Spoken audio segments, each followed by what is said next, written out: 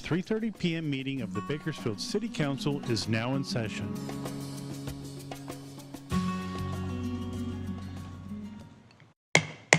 Good afternoon. It's my pleasure to call to order the 3:30 regular City Council meeting of June 12, 2024. It's great to see everybody out there. Madam Clerk, would you please call the roll? Mayor Go. Here. Vice Mayor Gonzalez. Here. Councilmember Arias. Councilmember Weir. Here.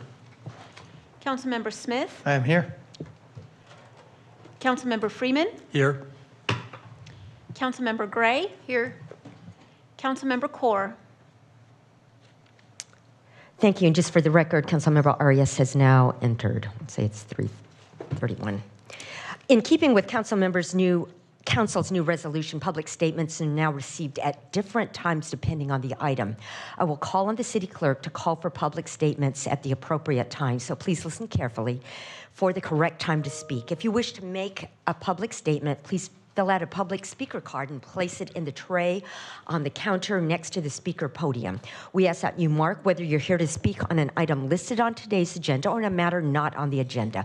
Speakers who do not identify a specific agenda item will be presumed speakers for the non-agenda public statements. If you're here to speak on an item not listed on the meeting agenda, you will be called first to speak. Statements are given a 2-minute time limit per speaker, 20 minutes total for all non-agenda item public statements. If you're here to speak on an item listed on the agenda, I will call for you at the appropriate time, so please listen carefully. If public statements become disruptive and I have to clear the chambers to regain order of the meeting, you will be called in one at a time to provide your public statement when your item is called. Everyone in attendance is expected to adhere to the rules of decorum established by resolution of the City Council. Failure to abide by the city's rules of decorum, including any disruptive behavior that interferes with our ability to have an orderly and efficient meeting, prevents the City Council from conducting the business of the city.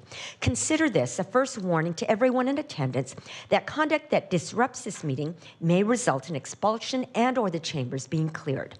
Behavior that disrupts the meeting includes repetitive statements, shouting, interrupting staff or presenters during the meeting, speaking out of turn, an outburst from the audience, and then surpassing the 2-minute time limit.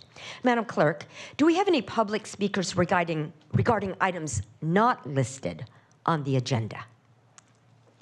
Mayor Go, we've received one speaker card regarding items not listed on tonight's agenda. First public speaker is Terry Maxwell. Thank you.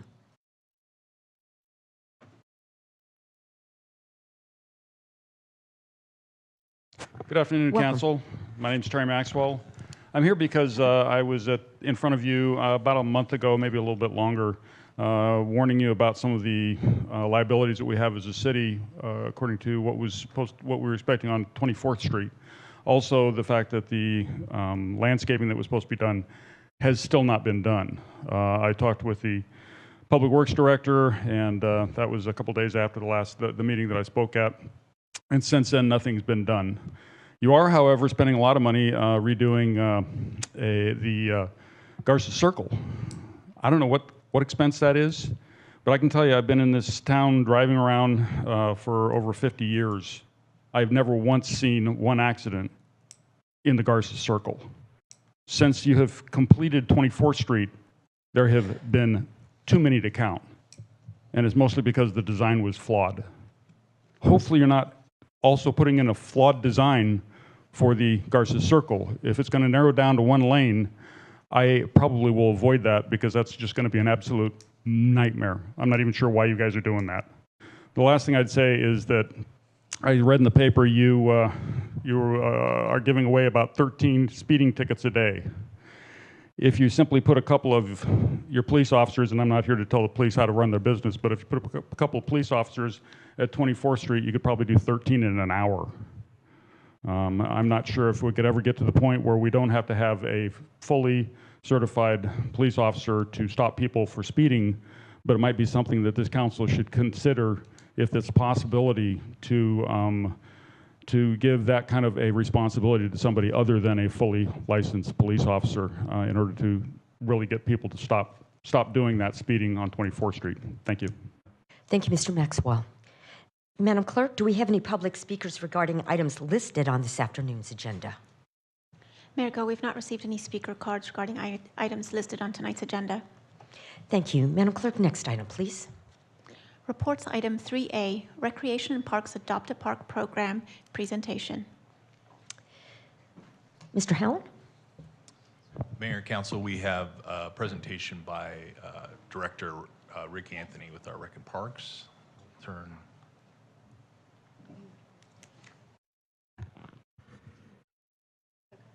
It should be up there.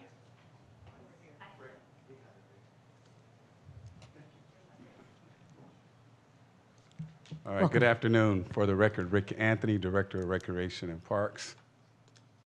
And I think this is the wrong presentation that's up right now. The Adopt a Park presentation.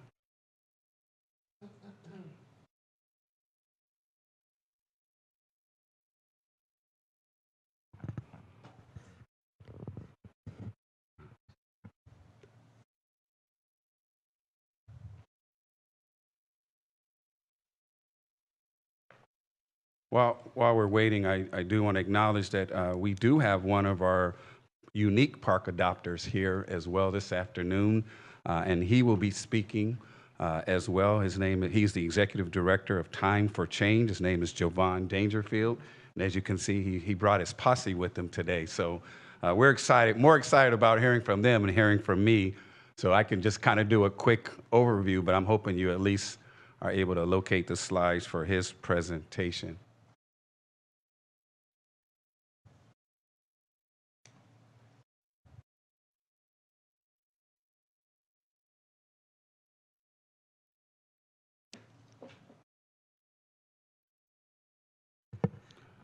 Madam Clerk, do you just need some time?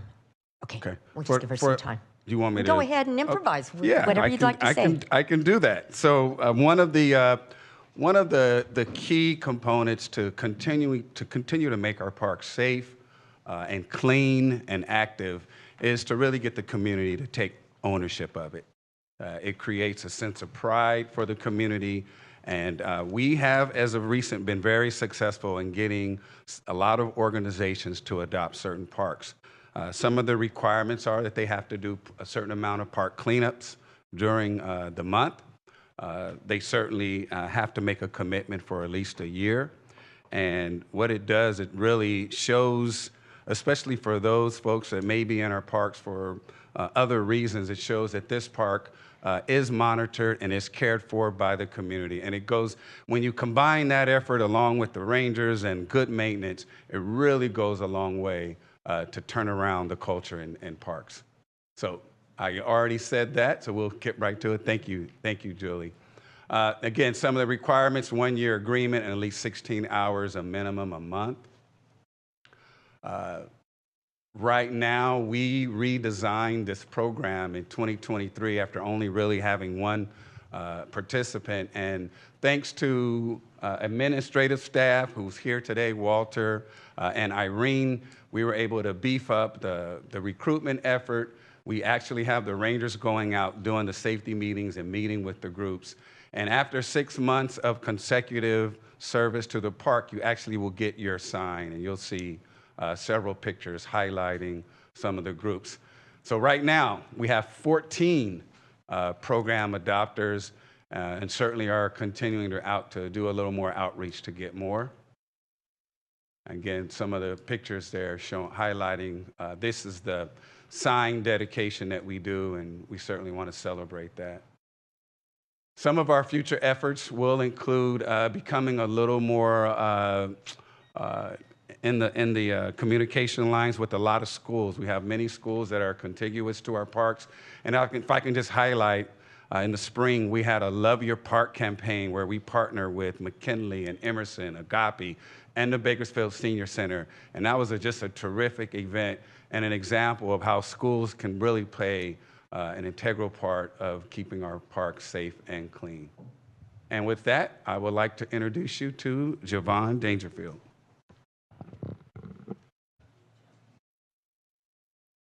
Thank you, guys. We are going to do a short presentation about our efforts at the park, but I would like to start by saying it's been an honor to adopt the park. We have just finished our first year of park adoption. And, hold your applause. No. And we are excited about not only what it means to adopt the park, but the type of work that we're able to do in this area. We have done advanced garbology studies to tell us about the type of activity that's happening in the park and ways to mitigate that activity, and take these recommendations along with our research papers and our environmental scans to city officials and park officials as well. So I'm gonna have two of my youth come and share some of what we found, and then I'm gonna close it out. So I wanna introduce you to Dylan and Leslie. Thank you so much, Siobhan. Hi, my name is Dylan Doña Silva. I am a staff member and a youth volunteer at Time for Change. I have with me Leslie. Hello, everybody. I'm Leslie, a volunteer at Time for Change. We're going to be both collaborating and presenting our harm reduction proposals for Martin Luther King Jr. Park. We, Time for Change, have had a lot of experience with the Adopt a Park program, and we've been extending efforts to improve the experience at MLK Park through a multifaceted approach. One outcome from Time for Change efforts will be presented today. The City of Bakersfield has committed to revitalizing MLK Park to create a safe and vibrant social space. Time for Change is proud to collaborate with the city as advocates for change in our community throughout the research and action. Time for Change has completed an extensive garbology research project and submitted our findings into the representative of Recreation and Parks Department. The supervisors expressed their and were greatly appreciated of our data and asked us to elaborate further on some of the potential solutions. We understand the nuance of creating a better community are complex and interwoven, so our goal is harm reduction and accessibility for the entire community one step at a time. Time for Change is proud to offer the following suggestions of harm reduction for MLK Park. The proper disposal of sharps is a strategy proven to lower the transmission rate of bloodborne viruses such as HIV, Hep B, and Hep C. Here are some pictures of syringes that we found during our last November MLK Park cleanup. There is strong evidence of reduced discarding following the installation of drop boxes. In fact, drop boxes were associated with reductions of up to 98%. Here are some photos of some of the sharps we found during our more recent MLK Park cleanups. We propose installing small singular syringes collection units that can be permanently and securely mounted to the buildings at MLK Park.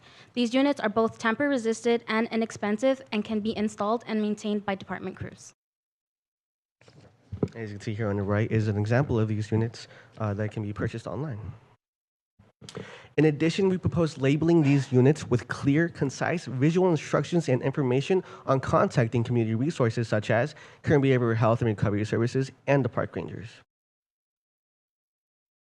The second component in this program would be the installation of informational kiosks and signage within the park that include emergency phone numbers, community resource information, maps, event calendars, and safety information. Time for Change shares this commitment and looks forward to ongoing collaborations with the Recreation and Parks Department to achieve these goals for our community. In addition of these programs within MLK Park supports the City of Bakersfield's commitment to keeping public areas safe and clean, enhancing amenities throughout the community to improve the quality of life and attract visitors. Dr. Martin Luther King Jr. once said, "If I cannot do great things, I can do small things in a great way." Thank you so much, City Council members, for allowing us to speak on the agenda tonight. I ask all of you guys to kindly please take out your cell phones and stay connected with us. Follow us on Instagram and sign up for our Time for Change monthly newsletter. And for anyone in the audience who is interested in becoming a park adopter, you can see the QR code on there. Feel free to scan it. It'll take you to the Adopt a Park program application website. Thank you. Yeah, I'm going to pass it off to Javon Dangerfield. Thank you, Dylan and Leslie, and Time for Change for your efforts. Mr. Dangerfield. Yes, ma'am. Thank you guys for just listening to our presentation today. I'd like to close it out by saying that we are also working in advocacy efforts using film and the power of video to tell stories to the public at large about the revitalization project. We recently got together a group of athletes, collegiate athletes, and we put them in a room and had them talk about how much it meant to them to be able to pass through MLK in the good days. And we partnered up with the city, and seeing other people how they're doing so much work towards this effort, we decided to come alongside of it and advocate. With that being said, we would love to see our efforts accepted and our pleas heard by the city council to help us to see if that we can push maybe a small p policy change in terms of the kiosks at Martin Luther King Park or the syringe boxes or one or the other. We believe that through like a 3 to 4 or 5 month pilot program, we could collect data on how well the program went and give suggestions back to the city when the revitalization plan is complete and the park is made anew. Thank you guys so much for having us, and we appreciate your time. Thank you, Mr. Dangerfield, and also to Walter and Irene. Thank you for your efforts to get Adopt a Park. I've seen a lot of contracts coming before my desk for signature, so thank you very much for your efforts. Vice Mayor. And City Clerk, I'm not seeing a request to speak. Thank you, Mayor. I have a few comments, but first I have a question. What time is it? Great job, and congratulations to all of you, part of Time for Change. I'm so proud of the work that you're doing, not only at MLK Park, but throughout the community. Certainly inspiring to see all of your hearts and your dedication, your commitment to our community and improving our community one step at a time. And so I just want to thank you for all of your efforts. And I think what you've demonstrated to me today is that this is much more than just a litter pickup group. This is really a relationship building group, a group that helps us activate all of our public parks and helps build community within our parks, and also helps the city really identify specific concrete issues of concern to those communities that we serve and the neighborhoods that we serve, and helps us identify policy changes for us to pursue to help improve our parks. And that, to me, is very, very valuable. And I want to just, again, thank you and express my appreciation for bringing back those two policy options. I will make the referral tonight to city staff that we look at implementing both options at MLK Park and to some of the other parks in our in some of the neighborhoods that might benefit from those two initiatives. And you know, if funding is an issue, please count me in as finding resources so that we can make those projects happen. But I think we can find some dollars within the city budget. So thank you so much, Time for Change. Thank you for your efforts, and also thank you to Recreation and Parks. I've been asking for a Adopt a Park program for 8 years, and it wasn't until Mr. Anthony came along in our very first meeting, brought this up, and he said, absolutely yes, this was already on your list. And certainly appreciate your staff, Walter, Irene, all of the folks who are making it happen day in and day out. We have 7 parks in Ward 2 that are adopted. And it makes all the difference in the world. It helps improve the condition not only of our parks, but also the neighborhoods in which they are surrounded. And so I just appreciate all the work that you're doing. And I think you're right, Mr. Anthony. I think the combination of the Adopt a Park program, coupled with the park rangers, coupled with all of our capital improvement projects within the parks, we're really seeing a transformation in our most urban parks in Bakersfield, and it's being noted throughout the community and being celebrated throughout the community. And I think we should all be very proud of the work that we've done collectively over the last few years. So thank you to your team. Thank you to everyone who's been involved. Receive and file. With that, I'll make a motion to receive and file. If a motion, please cast your votes. And Madam Clerk, for the record, Councilmember Kaur entered at 3:45.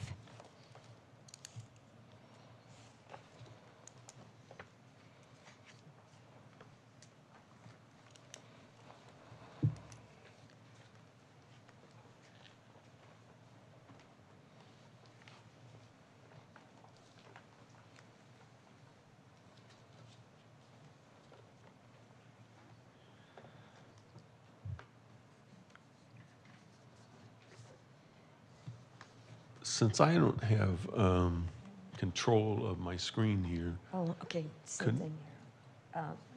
She's taking care of it. We have a couple of, there. that's it? Okay. I'm wondering, I know we're doing this section of the park, but I'm wondering, because we're talking about doing all of the parks, where are we on doing all the parks? Does anybody know that? Because these are great amenities for everybody, no matter where you live. So just to clarify your question, Councilmember, just an update on the Parks Master Plan. Is that what you're, just to clarify what the question is? Okay, we have a master plan for City of Bakersfield parks. We have that. Right. And we're functioning within the goals and the boundaries of that. Actually, in an upcoming council meeting, we will present the Parks Master Plan. I believe it's the second meeting in July. So we'll have a larger update on where we are with all the parks in terms of a Park Master Plan. And so this, we're just receiving and filing. It doesn't really mean anything right now. We have some direction to specifically look at MLK on what we can do there, and then we'll have more of an update for you on Park Master Plan in July. Okay, so it doesn't sound like it's being spread out very much. I think the goal would be, yes, to continue to have this spread out. Okay, and so if it's spread out some and we have more money,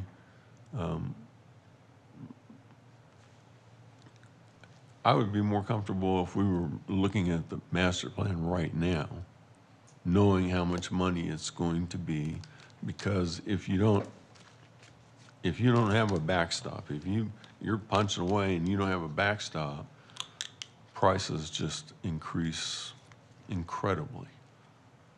So we're going to get that receipt sent to us in July? Correct. And then we'll have more time for answers, and questions, and Correct. and funds, and what's available and what's not available, and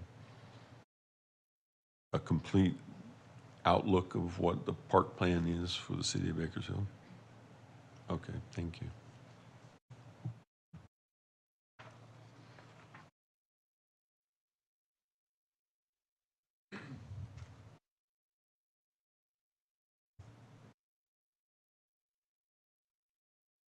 Are we still waiting on people to cast their vote?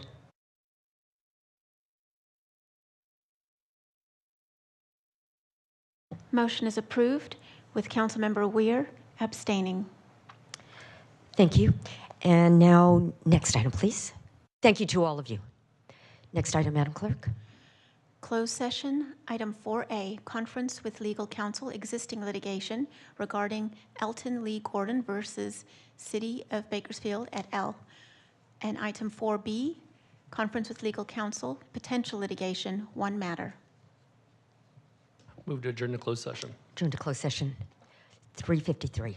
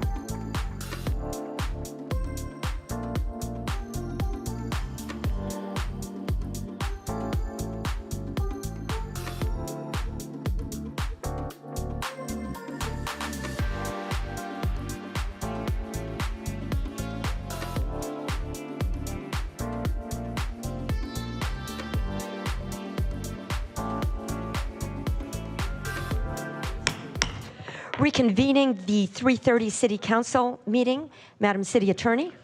Thank you, Mayor. There were 2 items on closed session this afternoon. On item 4A, the city attorney and staff were given unanimous direction. And on item 4B as in boy, there is no reportable action. Thank you. And with that, the 3:30 meeting stands adjourned at 4:47.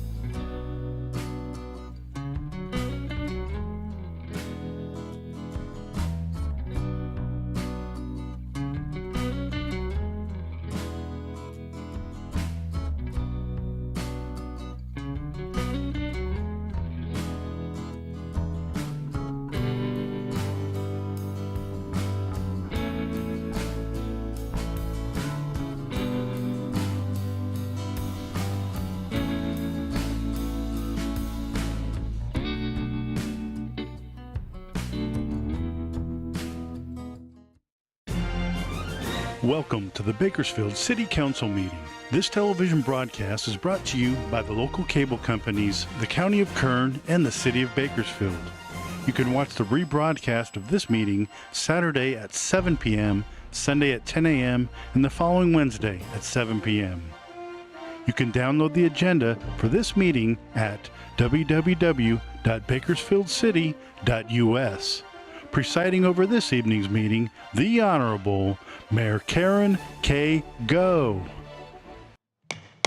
Good evening. It's my pleasure to call to order the 5:15 regular City Council meeting of June 12th, 2024. Madam Clerk, please call the roll. Mayor Go, Here. Vice Mayor Gonzalez. Here. Councilmember Arias. Here. Councilmember Weir. Here? Councilmember Smith. I'm here. Councilmember Freeman. Here. Councilmember Gray. Here. And Councilmember Core. Here. Thank you. We have an interpreter present for Spanish language interpretation. Would you please come forward and just give instructions to those who might need your services, please? Good afternoon, everyone. My name is Estefania, and we have Esther in the back. We'll be offering simultaneous interpretation throughout the event, so if you see or know anyone who needs Spanish interpretation, please let them know that we're standing in the back. Hola, buenas tardes. Mi nombre es Estefania y tenemos a Esther atrás de este cuarto. Vamos a proveer de interpretación simultánea durante este evento, así que si conocen a alguien o todavía no han recibido un dispositivo, por favor levantar la mano o vernos hacia el fondo del salón. Muchas gracias. Thank you. And at this time, Councilmember Core is going to lead us in the invocation. Following the invocation, Priscilla Franco, who is a city fellow in the city manager's office and a senior at Cal State Bakersfield, she's going to lead us in the pledge. She's a business administration major with concentration in finance. She'll be graduating in fall of 2024 and plans to pursue a master's in public administration and work for the city of Bakersfield. So would you all please stand?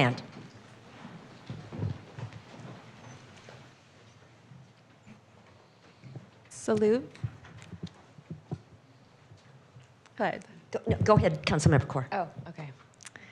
Good evening, everyone. I'm offering a prayer in our Sikh faith tradition, and it's a snippet of our Ardas, which is recited every day by Sikhs all across the world.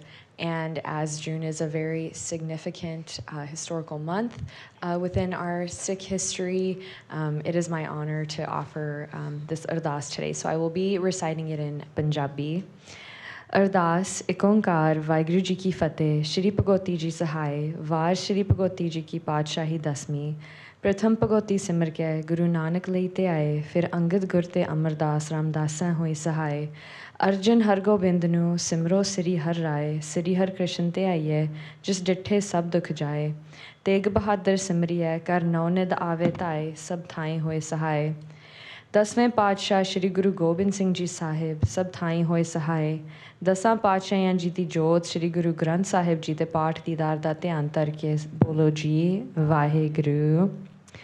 ਸਿੱਖਾਂ ਨੂੰ ਸਿੱਖੀ ਦਾਨ, case ਦਾਨ, ਰਹਿਤ ਦਾਨ, ਵਿਵੇਕ ਦਾਨ, ਵਿਸਾਰ ਦਾਨ, ਭਰੋਸਾ ਦਾਨ, ਦਾਨਾ ਸਰਦਾਨ, ਨਾਮ ਦਾਨ, ਸ੍ਰੀ ਅੰਮ੍ਰਿਤਸਰ ਜੀ ਦੇ ਇਸ਼ਨਾਨ, ਚੌਂਕੀਆਂ ਚੰਡੇ ਬੁੰਗੇ ਜੁਗੋ ਜੁਗੋ ਟਲ, ਧਰਮ ਕਾ ਜੈਕਾਰ ਸ਼੍ਰੀ ਬੋਲੋ ਜੀ ਵਾਹਿਗੁਰੂ। ਸਿੱਖਾਂ ਦਾ ਮਨ ਨੀਵਾ ਮਤ ਉੱਚੀ ਮਤ ਪਤਾ ਰੱਖਾ ਆਪ ਵਾਹਿਗੁਰੂ, ਹੈ ਅਕਾਲ ਪੁਰਖ ਆਪਣੇ ਪੰਥ ਦੇ ਸਦਾ ਸਹਾਇ ਦਾਤਾਰ ਜੀਓ। ਸ਼੍ਰੀ ਨਨਕਾਣਾ ਸਾਹਿਬ ਤੇ ਹੋਰ ਗੁਰਦੁਆਰਿਆਂ ਗੁਰਧਾਮਾਂ ਦੇ ਜਿਨ੍ਹਾਂ ਤੋਂ ਪੰਥ ਨੂੰ ਵਿਛੋੜਿਆ ਗਿਆ ਹੈ, ਖੁੱਲ੍ਹੇ ਦਰਸ਼ਨ ਦੀਦਾਰ ਤੇ ਸੇਵਾ ਸੰਭਾਲ ਦਾ ਦਾਨ ਖਾਲਸਾ ਜੀ ਨੂੰ ਬਖਸ਼ਿਓ। ਸਿੱਖਾਂ ਨੂੰ ਸਿੱਖੀ ਦਾਨ, ਕੇਸ ਦਾਨ, ਰਹਿਤ ਦਾਨ, ਵਿਵੇਕ ਦਾਨ, ਵਿਸਾਰ ਦਾਨ, ਭਰੋਸਾ ਦਾਨ, ਦਾਨਾ ਸਰਦਾਨ, ਨਾਮ ਦਾਨ, ਸ਼੍ਰੀ ਅੰਮ੍ਰਿਤਸਰ ਜੀ ਦੇ ਇਸ਼ਨਾਨ, ਚੌਂਕੀਆਂ ਚੰਡੇ ਬੁਗੇ ਜੁਗੋ ਜੁਗੋ ਟਲ, ਧਰਮ ਕਾ ਜੈਕਾਰ ਬੋਲੋ ਜੀ ਵਾਹਿਗੁਰੂ। ਸਿੱਖਾਂ ਦਾ ਮਨ ਨੀਵਾ ਮਤ ਉੱਚੀ ਮਤ ਪਤਾ ਰੱਖਾ ਆਪ ਵਾਹਿਗੁਰੂ, ਹੈ ਅਕਾਲ ਪੁਰਖ ਆਪਣੇ ਪੰਥ ਦੇ ਸਦਾ ਸਹਾਇ ਦਾਤਾਰ ਜੀਓ। ਸ੍ਰੀ ਨਨਕਾਣਾ ਸਾਹਿਬ ਤੇ ਹੋਰ ਗੁਰਦੁਆਰਿਆਂ ਗੁਰਧਾਮਾਂ ਦੇ ਜਿਨ੍ਹਾਂ ਤੋਂ ਪੰਥ ਨੂੰ ਵਿਛੋੜਿਆ ਗਿਆ ਹੈ, ਖੁੱਲ੍ਹੇ ਦਰਸ਼ਨ ਦੀਦਾਰ ਤੇ ਸੇਵਾ ਸੰਭਾਲ ਦਾ ਦਾਨ ਖਾਲਸਾ ਜੀ ਨੂੰ ਬਖਸ਼ਿਓ। हे ਨਿਮਾਣਿਆਂ ਦੇ ਮਾਣ, ਨਿਤਾਣਿਆਂ ਦੇ ਤਾਣ, ਨਿਉਟਿਆਂ ਦੀ ਓਟ ਸੱਚੇ ਪਿਤਾ ਵਾਹਿਗੁਰੂ। ਆਪ ਜੀ ਦੇ ਜੋ ਆਪ ਜੀ ਦਾ ਇਤਿਹਾਸ ਆਪਾਂ ਯਾਦ ਕਰ ਰਹੇ ਹਾਂ ਜੂਨ ਦਾ, ਗੁਰੂ ਸਾਹਿਬ ਜੀ ਹਰ ਇੱਕ ਸਿੱਖ ਨੂੰ ਚੜ੍ਹਦੀ ਕਲਾ ਬਖਸ਼ਿਓ, ਹਰੇਕ ਸੇਵਾਦਾਰ ਨੂੰ ਚੜ੍ਹਦੀ ਕਲਾ ਬਖਸ਼ਿਓ, ਜਿਹੜੇ ਅੱਜ ਪਹੁੰਚੇ ਹੋਏ ਨੇ ਆਪਣੀ ਇੱਥੇ ਮੀਟਿੰਗ, ਉਹਨਾਂ ਨੂੰ ਚੜ੍ਹਦੀ ਕਲਾ ਬਖਸ਼ਿਓ। ਸੱਚ ਦੇ ਅਤੇ ਨਿਆਂ ਦੇ ਤੇ ਇਨਸਾਫ ਲਈ ਖੜ ਸਕਣ ਅਤੇ ਸਿੱਖੀ ਅਸੂਲਾਂ ਨਾਲ ਤੇ ਪਿਆਰ ਨਾਲ ਤੇ ਵੰਡ ਕੇ ਛਕਣ ਦੀ ਗੁਰੂ ਸਾਹਿਬ ਜੀ ਸਾਨੂੰ ਆਗਿਆ ਬਖਸ਼ਿਓ। ਅਖਰਵਾਦਾ ਘਾਟਾ ਭੁੱਲ ਚੁੱਕ ਮਾਫ ਕਰਨੀ, ਸਰਬੱਤ ਤੇ ਕਾਰਜ ਰਾਸ ਕਰਨੇ, ਸਹੀ ਪਿਆਰੇ ਮੇਲ ਜਿੰਨਾ ਮਿਲਿਆ ਤੇਰਾ ਨਾਮ ਚਿਤੇ ਆਵੇ, ਨਾਨਕ ਨਾਮ ਚੜ੍ਹਦੀ ਕਲਾ, ਤੇਰੇ ਪਾਣੇ ਸਰਬੱਤ ਦਾ ਭਲਾ। ਵਾਹਿਗੁਰੂ ਜੀ ਕਾ ਖਾਲਸਾ, ਵਾਹਿਗੁਰੂ ਜੀ ਕੀ ਫਤਿਹ। Thank you. Priscilla. Salute. Pledge. I pledge allegiance to the flag of the United States of America and to the republic for which it stands, one nation, under God, indivisible, with liberty and justice for all. You may be seated. Thank you, Councilmember Kaur. Thank you, Priscilla. Here are a few guidelines to help our meeting run smoothly. We request that you turn off your phones. Please be courteous in the use of cameras and videos. For safety reasons and as a courtesy to others, no signs are allowed in the council chamber or in the lobby. Applause is allowed during the presentations portion of the meeting, but not during other portions of the meeting. Everyone in attendance is expected to adhere to the rules of decorum established by resolution of the City Council. Failure to abide by the city's rules of decorum, including any disruptive behavior that interferes with our ability to have an orderly and efficient meeting, prevents the City Council from conducting the business of the city. Consider this a first warning to everyone in attendance that conduct that disrupts the meeting may result in your removal from the meeting and/or the chambers being cleared. Behavior that disrupts the meeting includes repetitive statements, shouting, interrupting staff or presenters during the meeting, speaking out of turn, outbursts from the audience, and surpassing the time limit of 2 minutes. Madam Clerk, next item, please. Presentations item 4A, a proclamation to Rob Ducow, Board President of the Boys and Girls Clubs of Kern County, declaring the week of June 24, 2024 as National Boys and Girls Clubs Week in Bakersfield. Well, we are really blessed in our community to have people who really care about our youth. And the Boys and Girls Club in our community employs more than 500 people. They operate at over 51 sites, and they're serving more than 8,000 young people in Kern County. They work to empower our youth, and I've seen that in action. Thank you so much to our board president, Rob Duco, and he's going to introduce other members in a while, but it's my honor to be able to present this proclamation. Whereas the young people of Bakersfield are the leaders of today and tomorrow, and many young people need professional youth services to guide them to reach their full potential. And whereas Boys and Girls Clubs in our city help to ensure that our young people are occupied by offering them a safe and supportive refuge, one that provides quality programs. And whereas Boys and Girls Club of Kern County will celebrate National Boys and Girls Club Week along with 5,000 clubs and more than 4 million young people nationwide. Now, therefore, I, Karen Go, Mayor of the City of Bakersfield, do hereby proclaim June 24th through June 28th as National Boys and Girls Club Week in our city and call upon all citizens to join in recognizing the Boys and Girls Clubs of Kern County for providing comprehensive and effective services to the young people in our community. It's my honor to be able to present this today. Thank you, Mayor. Pleasure. Can you introduce? Can I have a couple minutes? You can have a slide. Don't say that. Thank you, Mayor Go, City Council members. My name is Rob Duco, and you all know me as being the local public affairs manager for Southern California Gas Company. But I also have the pleasure this year of serving as the chairman of the board of directors of the Boys and Girls Clubs of Kern County. And joining me this afternoon is a fellow board member, Sharif, and 2 staff members, Orlando and Gloria. Gloria is a former board member, now a staff member at the Boys and Girls Club, and they're just a small portion of those who make this happen.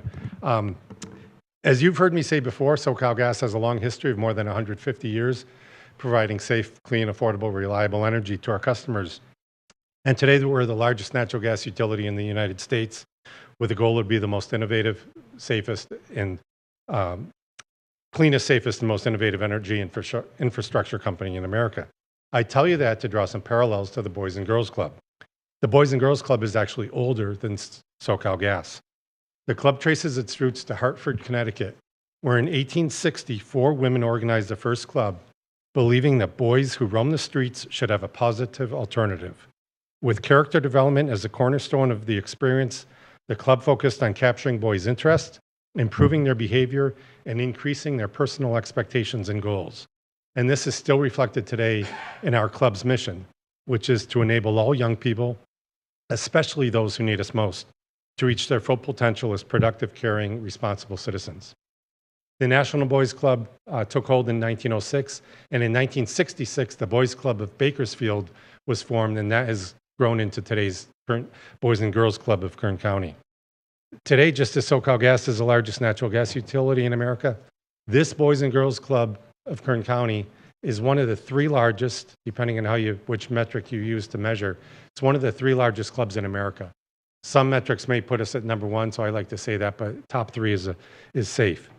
Each day during the school year, and you heard some of these statistics from Mayor Go, she was citing city-wide statistics, some county-wide statistics. We serve more than 8,000 children every day in Kern County at 3 standalone and 67 school-based sites in Kern County.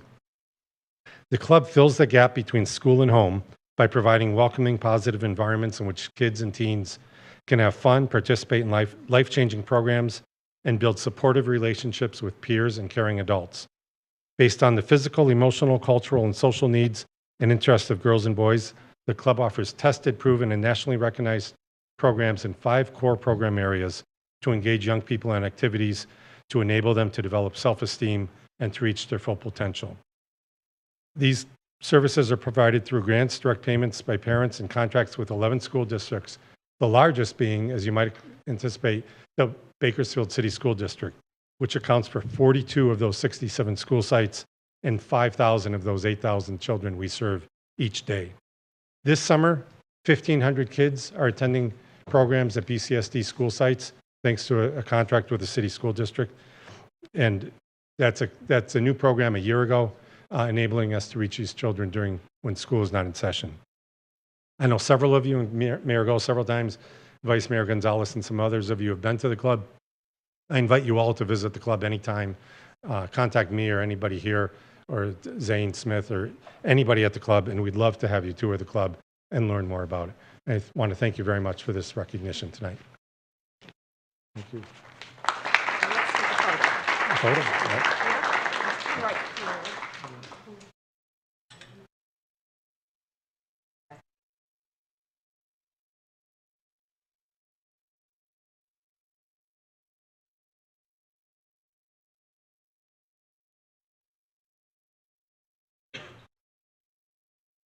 Cameras here, so we'll do a couple in here.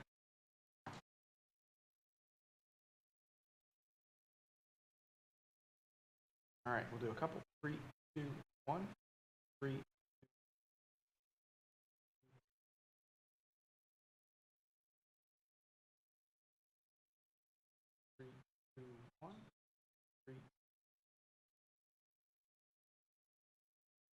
Thank you.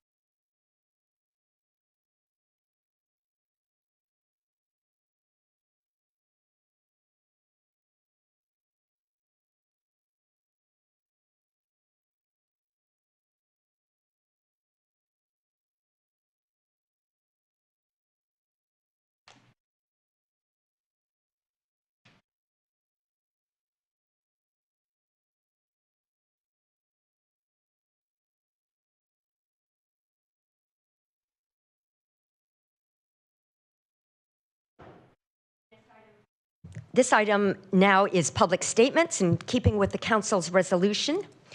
Public statements are now received at different times depending on the item. I will call on the city clerk to call for public statements at the appropriate time, so please listen carefully for the correct time to speak. If you wish to make a public statement, please fill out a public speaker card and place it in the tray on the counter next to the speaker's podium. We ask that you mark whether you're here to speak on an item listed on tonight's agenda or on a matter not on the agenda.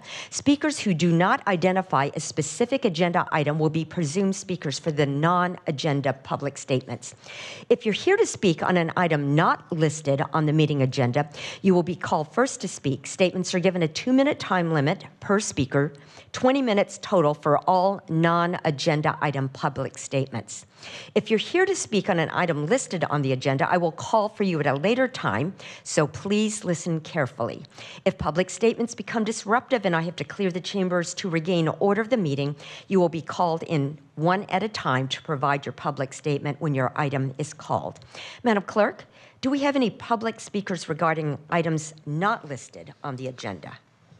Mayor Go, we've received 8 speaker cards regarding items not listed on tonight's agenda. The first public speaker is Jamie Seeger, followed by Kev, followed by Linda Mull. Thank you. And just a reminder, if you can all adjust the microphone to your level so we can hear you, please. And because this is being interpreted, we just ask you speak slowly enough for the interpreter to hear you. Okay. Welcome. I'll try. Thank you. Okay, so I'm going to speak in a specific term and then maybe broader terms. I think that obviously housing and shelter is a right that everybody is entitled to, obviously. But we're being squeezed out of any kind of security because of the greed of property owners, rental property owners, and corporate property owners. The rents are unbelievable. And it's threatening a lot of people where they are just barely holding on to being able to pay basic rent to keep their housing. That's one, okay? But there's a broader problem, and it's the street people, the homeless. I'd like to know what happened to all of those tax revenues, the sales tax that was raised on us. Where did all that money go to hire more police and clean up the streets and ensure the safety and help the homeless? Because over the years, and I think it started in 2018 when they raised the city taxes, and I've only seen that problem grow worse and worse. And we need to house these people in one way or another, not just for their safety, for the safety and the well-being of civilized society. Now, I get assaulted every time I go out anywhere. I'm assaulted, approached by people that, and all of these people are armed in one way or another, you know. And you try to call the police, but I don't see that their ranks have really increased. Where's all the extra police? Where are all these mental health services? I would propose that you stop handcuffing the police, let them do their job, and start to take into custody 5150 of these homeless people. Some are drug addicted, some are mentally ill. There's many different reasons why they cannot be controlled and they're going to stay on the street. But they're in danger. Thank you, Ms. Seeger. Your time is up. I'm sorry. Thank you. Thank you. Next speaker, please. Councilmember Gonzalez. Thank you, Mayor. Ms. Seeger, thank you so much for your comments. I'd like to talk to you one-on-one, actually, after this council meeting. So I'll hope to get your phone number, or you can have mine, and maybe we can have a conversation the next day or two. There's a lot of assumptions in some of the things that you said. I just want to share with you some of the things that I know and some of the work that we've been doing at the city. Thank you. Thank you. Back to me. Kev. Welcome. I come here and advocate for a lot of things, but ultimately I like to make a point on how your refusal to sign a ceasefire resolution now 8 months into a genocide reflects the inhumane way you run the city. That you should be funding and competently following through with social programs, environmental protections, sustainable housing developments, and so on, which so many people show up for, instead of overfunding police, which no one has come here in support of despite the many resolutions passed over recent months. With that said, there was an incident in the city council meeting on May 22nd that hasn't left my mind, when an unhoused black woman came here seeking assistance, and that at the end of their comment, as they ran out of time, they pulled out a bag to show you an object. It was at that moment the officer that typically stands right here reached for his gun. No, he grabbed his gun. So I'll ask you this, seeing as we all go through your security checkpoint, what could she have had that was an actual risk? Nothing. It's the fact that you have an overfunded police force ready to oppress black, brown, and poor people. That you have a killer police force in which the mere idea of a minimal security threat warrants a potentially lethal response. Or can you recall the time that another black person echoed a sentiment during one of my comments and he was immediately asked to leave? He was escorted out by police? You'll say there is no tolerance here, but that's only for the POC, because there's a lot of tolerance for the white people, especially the ones who target POC, like the Zionist who doesn't get approached by the police officer when he goes overtime, or Christian Grey. We have the videos, Patty. We haven't seen him in a while. Does he also have a stay-away order? This council will turn a cheek away from the racists, the misogynists, the corporate fossil fuel and agricultural eco-terrorists, and the gentrifiers of Bakersfield. Not just that, you encourage them with your policies, your actions, your political suppressions, and above all, your refusal to acknowledge a genocide.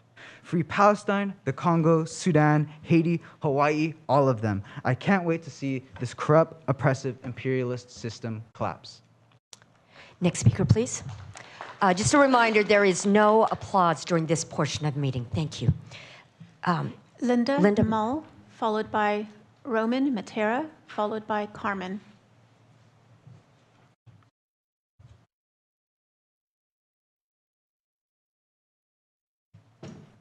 Well, I promise not Welcome. to be as aggressive as that. My speech is about I live in shared housing, which is very, very depressing to me because I was a nurse for 35 years, and as a result of this, living in this unfortunate place right now, I have had to give up my right to give myself my meds.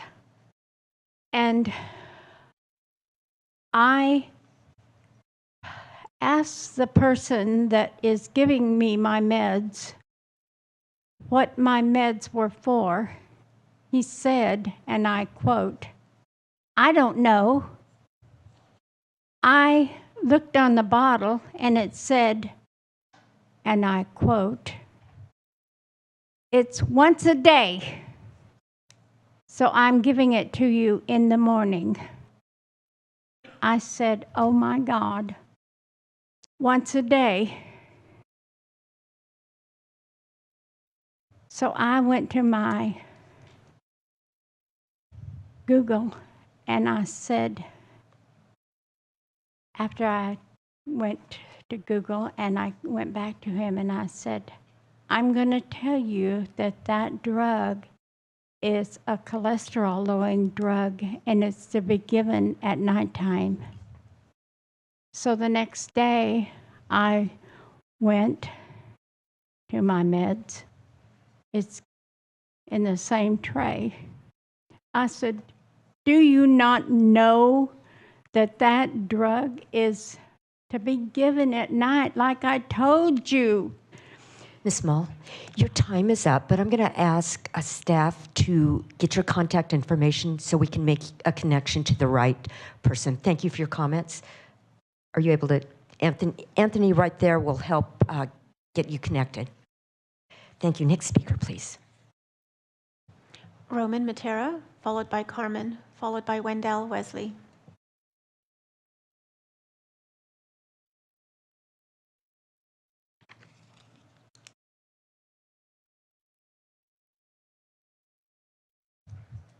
Welcome. Please introduce yourself. Hello. There we go.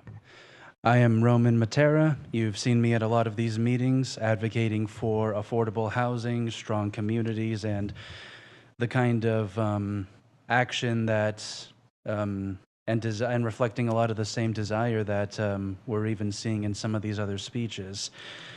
If there's one constant that I've experienced throughout really my entire life, but especially in these past 10 years, it's that I haven't run into a single person who is satisfied with the state of housing.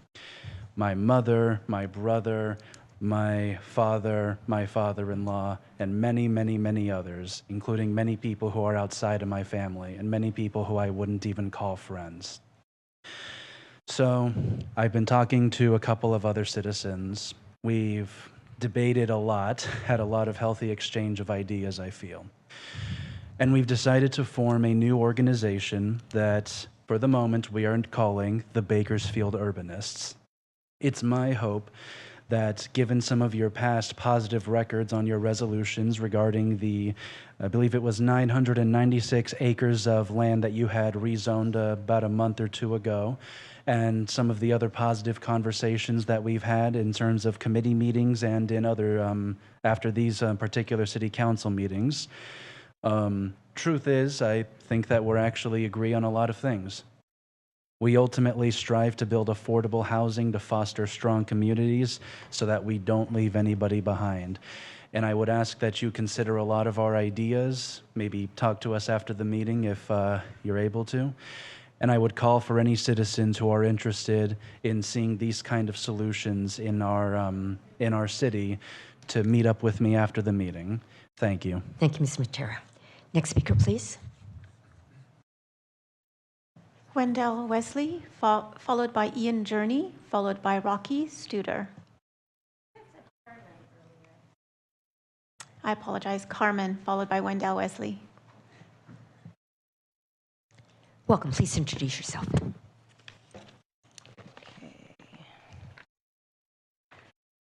Get situated here.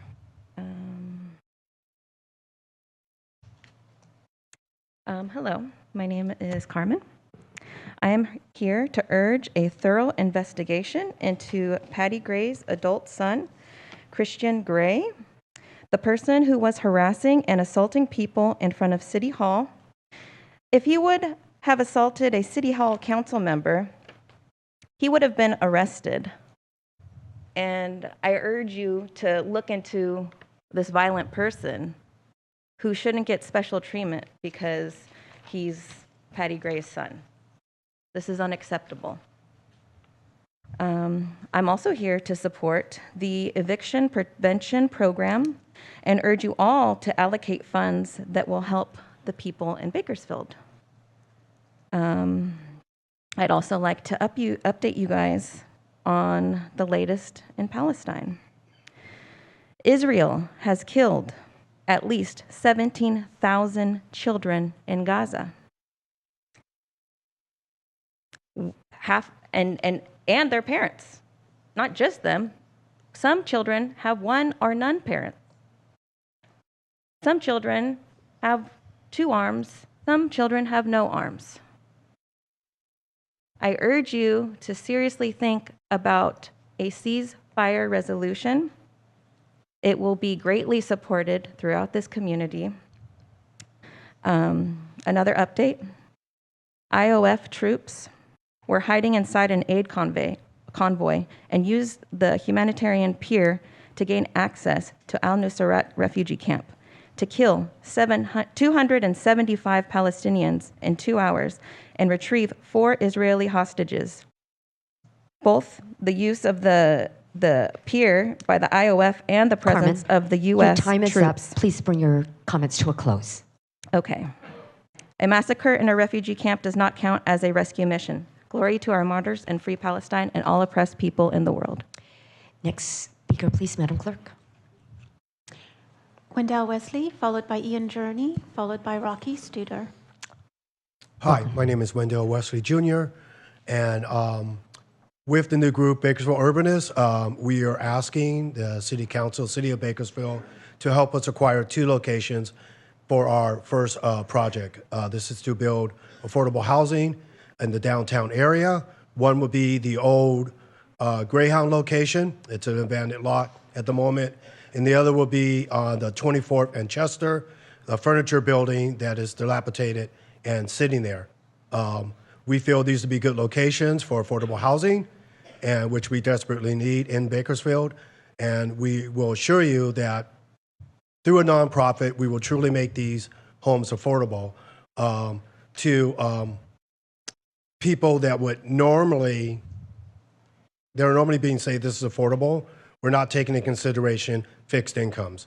We're not taking into consideration someone where their Social Security was cut short because of a motorcycle accident or an illness, cancer, whatever. We have a lot of things that we need to adjust financially, just for the simple fact we do a lot of things based on our growth and not the actual income we live on. So we are looking forward to working with city management, city council in a series of meetings on how to make Bakersfield safer, stronger, and more affordable. Thank you. Next speaker, please, Madam Clerk. Ian Journey.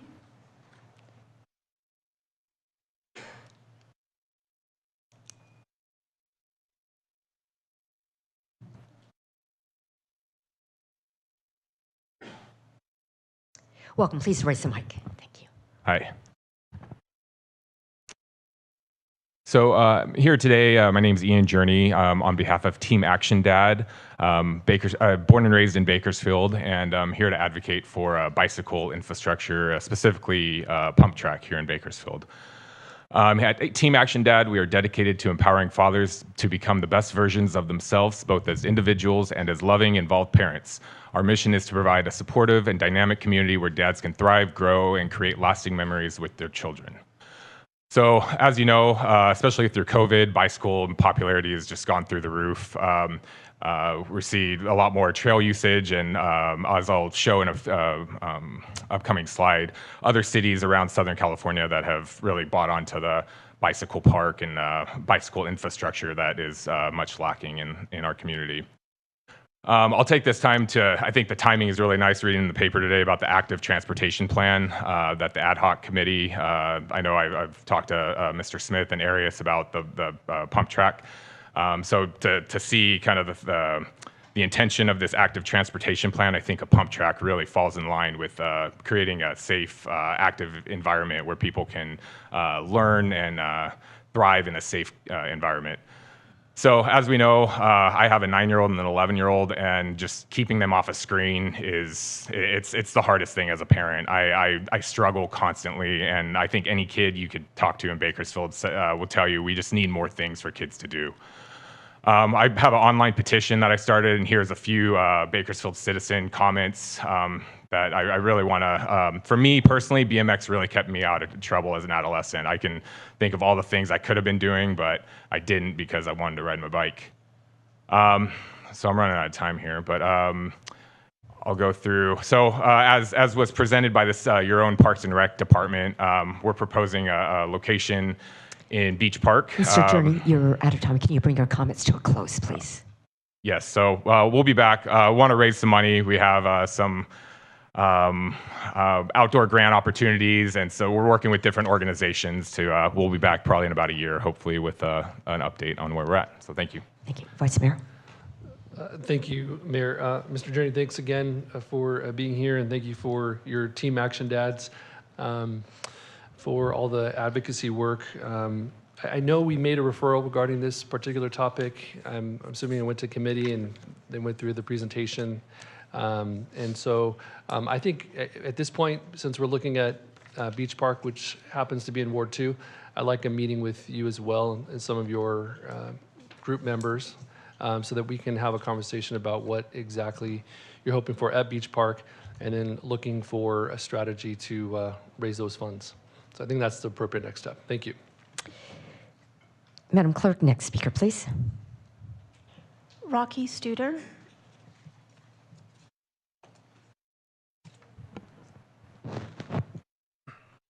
Hi, my name is Rocky Studer. I'm here in support of a pump track bike park. I've been born and raised here my whole life on the east side of Bakersfield. So on the east side of Bakersfield in the foothills, I build pump tracks, jumps. At one point off of College in Fairfax, I had over 100 jumps, multiple pump tracks. I've had competitions. I've had barbecues where we give out free food to any kids. I've had multiple kids from the neighborhood come out with their shovel, their bike. They don't have nothing to do. We bring them in. They learn how to ride. It sticks with them for the rest of their life. My son's here. He's in college.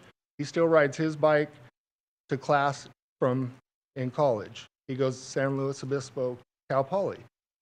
My dad's 70 years old. He still rides a bike.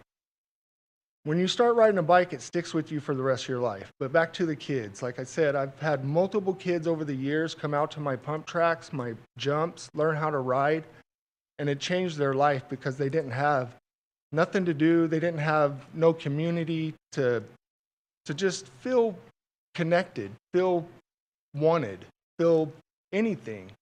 And it doesn't matter what you guys do. I'll continue to do what I do, and I will continue to build, and I will continue to support kids or anything that has to do with bikes because it's a great thing for anyone. There's just no bad thing, and a pump track would be awesome. I personally know of over 19 pump tracks in California that I've been to. That's not including bike parks that I've been to. There's at least that many number. Like, why is Bakersfield always last?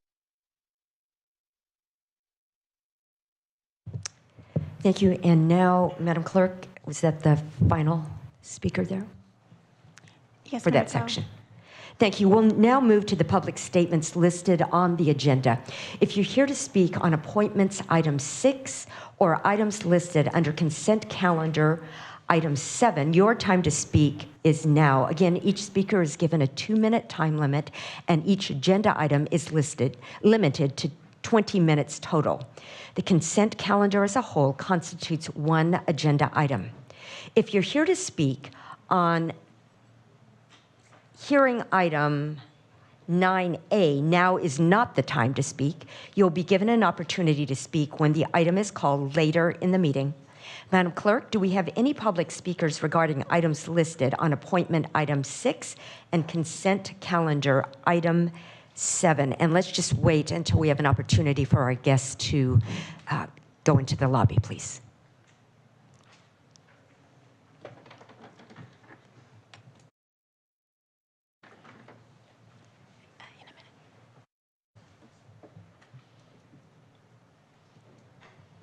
All right, go ahead, Madam Clerk. Mayor Go, we have not received any public speaker cards regarding items listed on tonight's agenda. Thank you. Next item, please. Appointments item 6A, one appointment to the Keep Bakersfield Beautiful Committee, appointment of one alternate member, Ward 6, to complete a term to expire December 2024 to the Keep Bakersfield Beautiful Committee. One application of appointment was received from Laurel Sheffield. Thank you. This appointment is by ward. Therefore, I will call on Councilmember Gray for the Ward 6 nomination of the alternate committee member. Councilmember Gray. Thank you, Mayor, and good evening, everybody. It is my total pleasure to be able to put forth a motion to appoint Laura Sheffield to Keep Bakersfield Beautiful as my alternate for Ward 6. Laurel is a self-employed licensed family therapist with a BA from Cal Poly, a Master of Science in Counseling from Cal State Bakersfield. She has a passion to serve her city and is presently holding 2 elected positions. Trustee for Rosedale Union High School District and a member of the Republican Central Committee. You're going to be a very busy lady. So I believe that, Laurel, you'll be a great addition to Keep Bakersfield Beautiful. You've got a passion for your city and a servant's heart, and that's what it takes because they're going to put you to work. So it's an honor to nominate you. So thank you for being so willing to take on this responsibility, and I nominate Laurel Sheffield for KBB. Thank you. Thank you. And I believe that was a motion, so please cast your votes.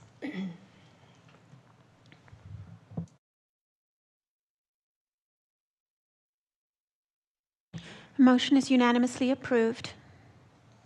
Thank you. And thank you, Ms. Sheffield, for your willingness to serve. It is a very busy committee, lots of activity. So thank you for your willingness. Next item, please. Consent calendar items 7A through 7I for approval. A staff memorandum was provided regarding item 7D8, correcting the property owner name. Thank you. Vice Mayor. Does any member of the council wish to recuse themselves from any item on the agenda? Hearing none, we have a request by Councilmember Freeman to pull 3 items tonight from the consent calendar for separate consideration. They are 7D5, 7I1, and 7I2. With that, I move to adopt the consent calendar. You have a motion. Please cast your votes.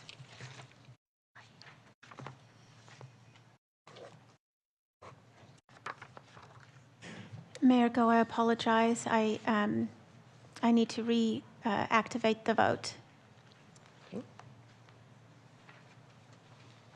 Just tell us when you're ready.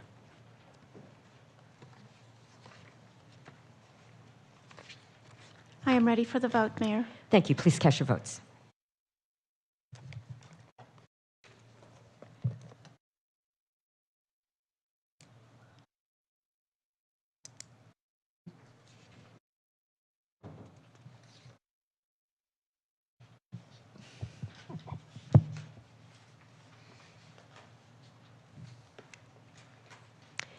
It seems like we're missing a vote.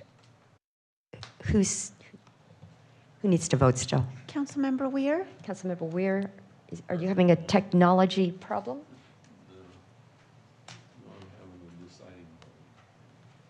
Oh.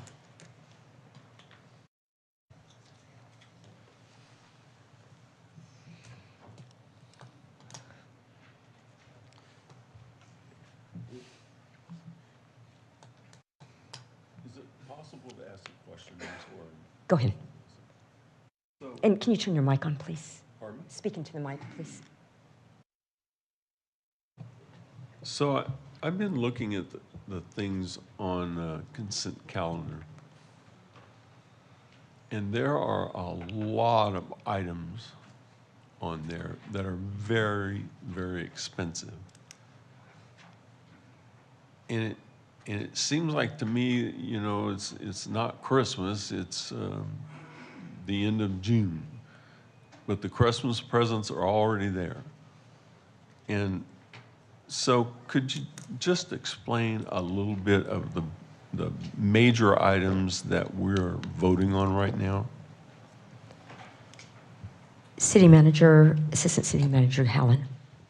Sure. Yeah, I have no problem doing that, council member. So we've got them kind of grouped together in terms of resolutions. Then we've got our agreements, and so I'll predominantly go through the agreement section because I think that's where a lot of your questions or direction or requests are coming from. So the first 2 agreements are public safety related agreements. Actually, the first 3 are public safety related agreements. That third one relates to our regional radio system. So it's a very large agreement related to that regional radio system. The next 2 are related to dispersing some of our ARPA funds, as well as opportunity, an EOA grant.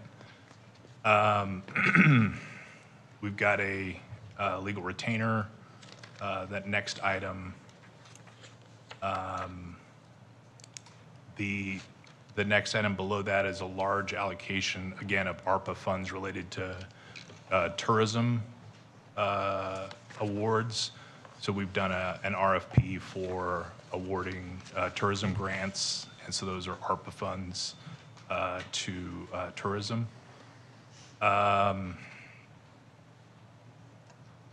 Let's see, going through the next several agreements are also related to, we've got a ground lease out at the airport, and then the next 2 are related to security enhancements. Sorry, the next 3. Let's see, we've got janitorial service, some major CIPs related to our water. And then the last 2 are related to infrastructure enhancements, along with some money for our major project on Centennial. Oh, okay. It's a bid rejection, actually. Okay. So it seems like we're pouring a lot of money into the very last month of our fiscal year.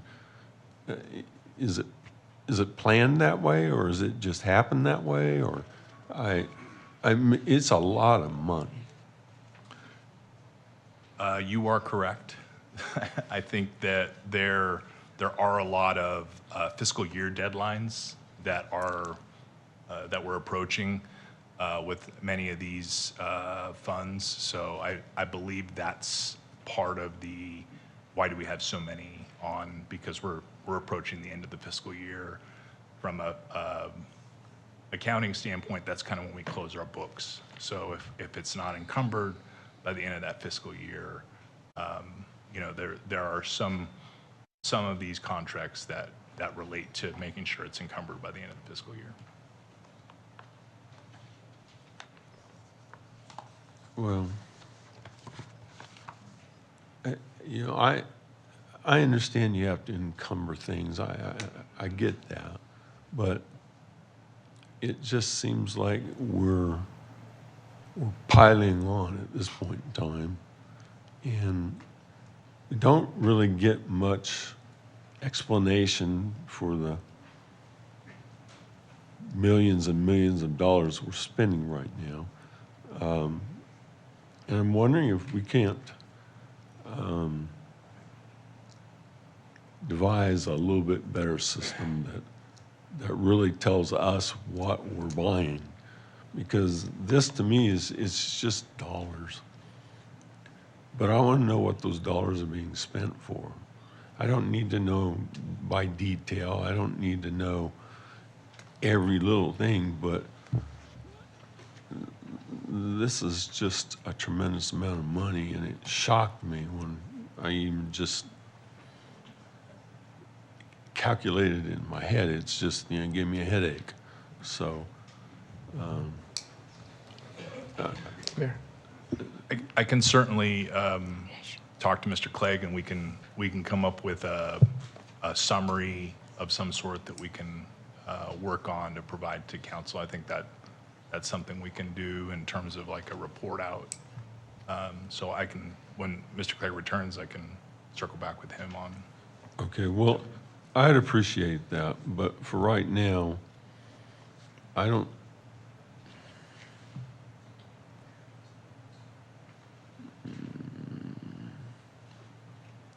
I frankly can't support this. So. Vice Mayor. Thank you, Mayor. Councilmember, we're not to belabor this point. I'm just trying to clarify what exactly you're asking for.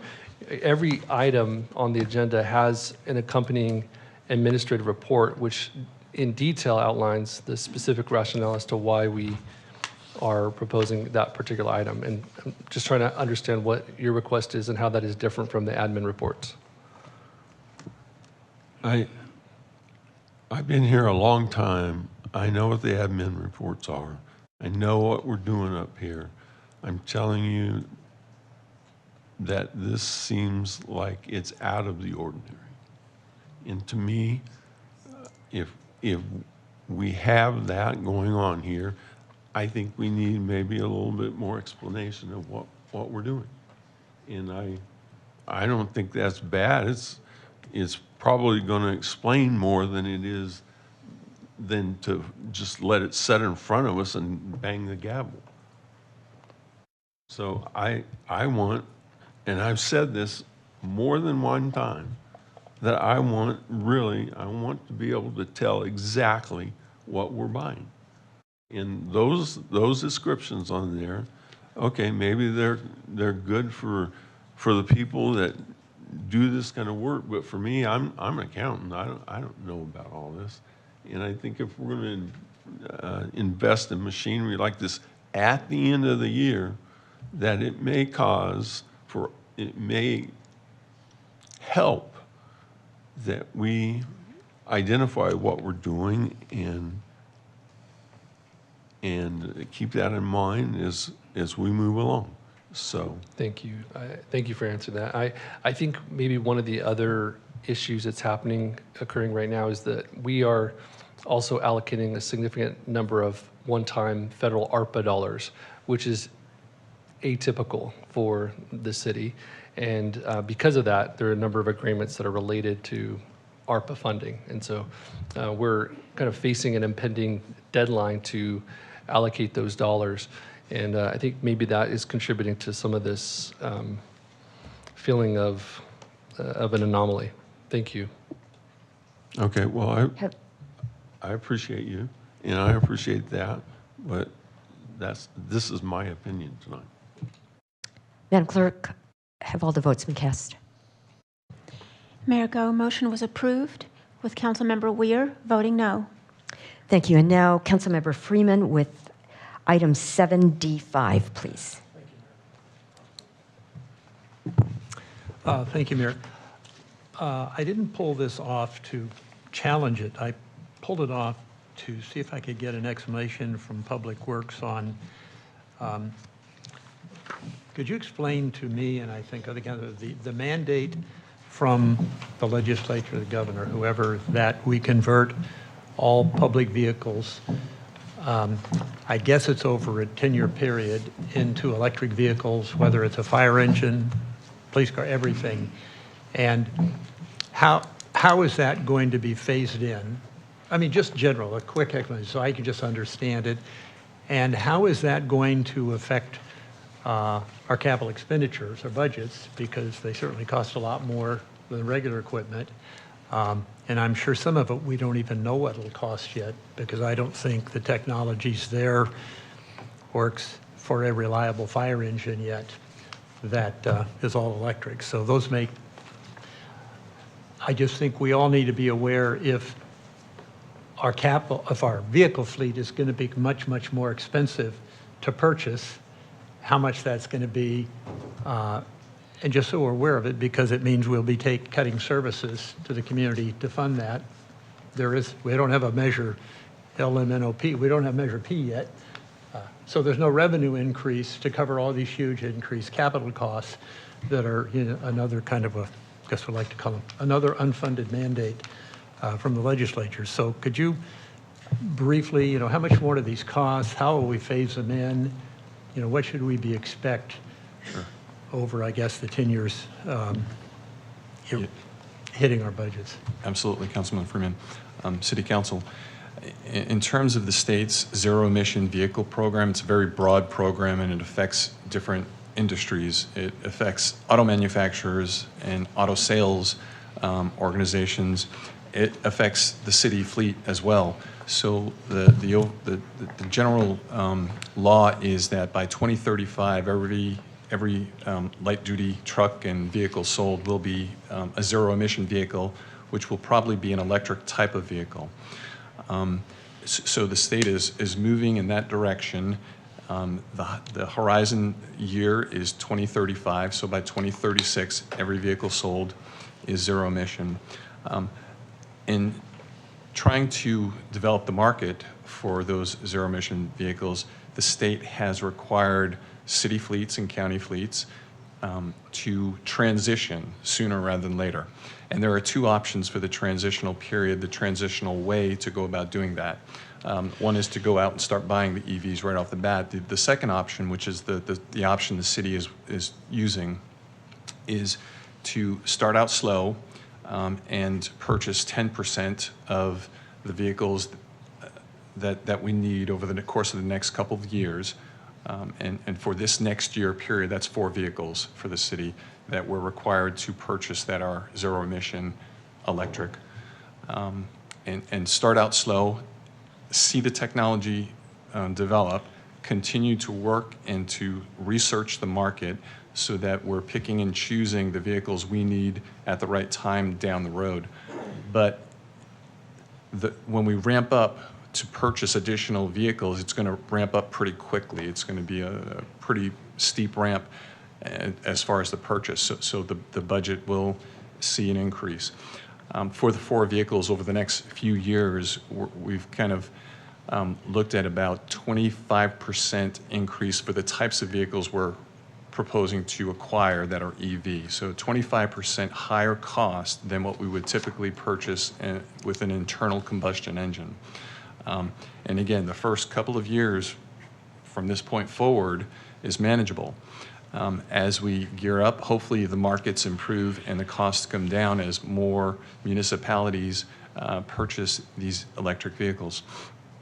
The other part of that is the charging infrastructure, the infrastructure that's necessary to charge the vehicles. That's the other challenge to this. So the cost that the city will see in the next few years is manageable, and looking out further than that, we'll have to figure out what those costs are and how they're going to impact the city. But we are focusing in on this, putting a lot of time and effort in trying to understand this complex rule and law and make sure that we're in compliance, number one. We're annually reporting to the state, and we're able to communicate this information to council so that we're prepared in the out years to purchase those vehicles. Okay. Oh, thank you. I know we don't have any choice in this. I just think we just need to be aware of it because it means it'll make for a lot of tough choices. Other things will have to get cut. And that's a shame. I guess we'll also have to, our mechanical shops will have to be retooled and people retrained to be able, I know we have a lot of mechanics fixing all our cars. They'll have to be trained in electric cars too. So, okay, well, thank you for that. Would you like to make a motion on that item? What? We'll need to make a motion on that item. Oh, that one, okay. Yeah, I'd make a motion to approve 75. You have a motion. Please cast your votes.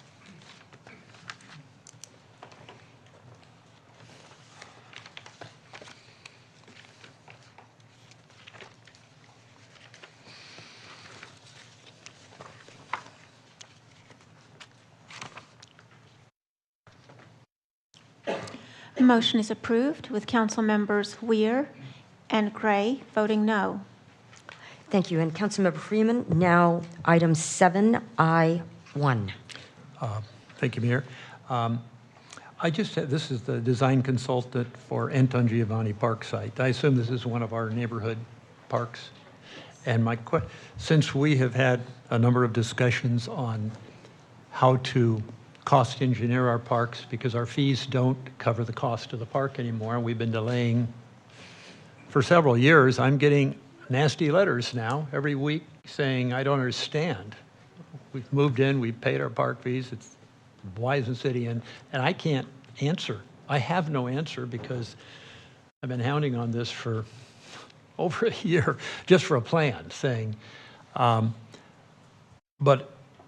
and I have nothing against my civil engineering, but why are we designing the new park if we don't know how to design it to make it cost less, and we're letting a contract to design the park? It sounds like we're saying, well, this one will be just as expensive as all the others because we haven't done anything. And is it premature to let the contract for the design for the park if we plan on making changes to make the parks more affordable so we can actually build the park? So that's my question. Yeah, Councilmember, I'd like to bring up Rick Anthony just to talk about this specific park and kind of what's being proposed. So, Mr. Anthony. Yes, thank you. For the record, Rick Anthony, Director of Recreation and Parks. You are correct that this design is actually happening before we have the completed results of the master plan, which, by the way, is scheduled to come before you as a draft on July, the second council meeting in July. I think it's the 24th or the 26th. But one of the reasons why we decided to at least begin the design is that the school next door, Miller, has completed a parking lot at that particular park. So we have a little bit of leverage in that we don't have to pay, at least for that aspect.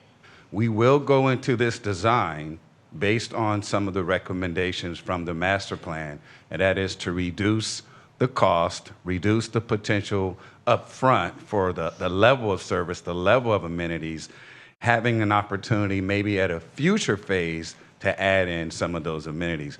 So this park will be designed ongoing as the rest of our parks, trying to make them more affordable, trying to emphasize passive recreation with the opportunities to bring more active recreation online as funding becomes available.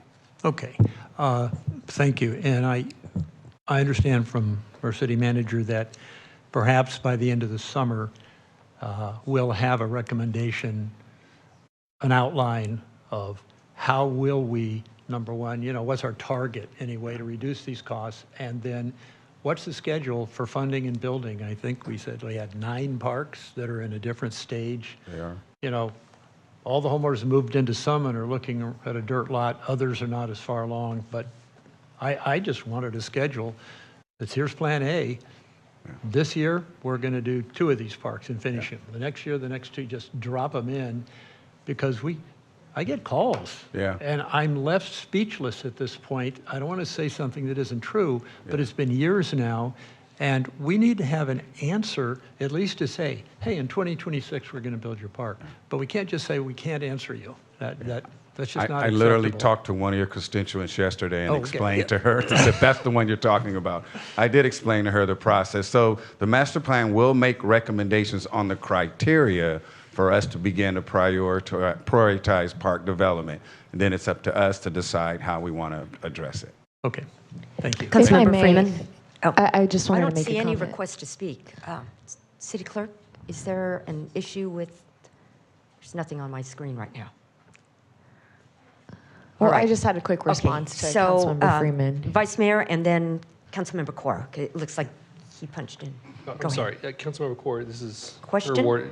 Yeah, this is, since go it's in ahead. Ward 7, I Go just ahead. wanted to go ahead and add, one, I wanted to thank Rick and staff at Rexon Park for being so swift and diligent with responding to our constituents.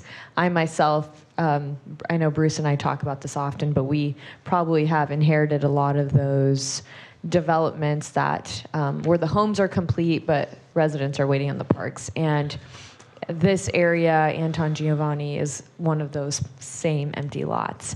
And one, I think it's great that we have this extra motivation from Miller Elementary School, who has been encouraging us, has been engaging us in conversation, and has been actively seeking a partnership to develop this park since they've developed that the parking lot right next door. So I think this is also sets kind of a good precedent to see where public spaces can be shared with some of our educational institutions locally. So one, I wanted to thank you all for responding to that call to partner.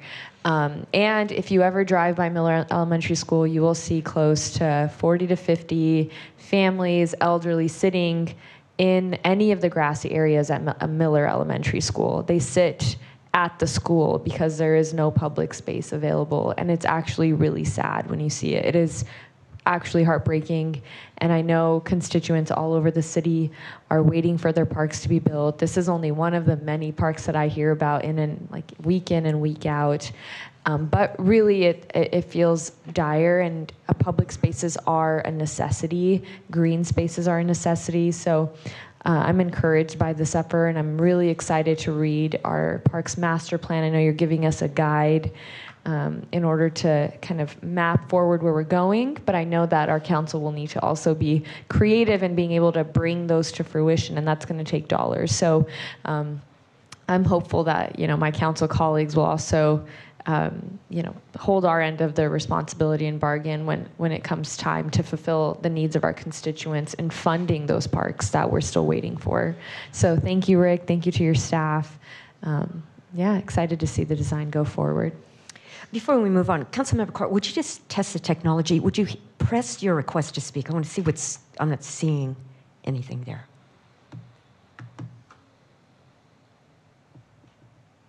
Okay, it's there now. Yeah, there's quite a bit of delay. Vice Mayor. Mayor, Mr. Anthony, I just need to check for understanding from my own perspective. So the way I see this issue is that we have new developments that opened up.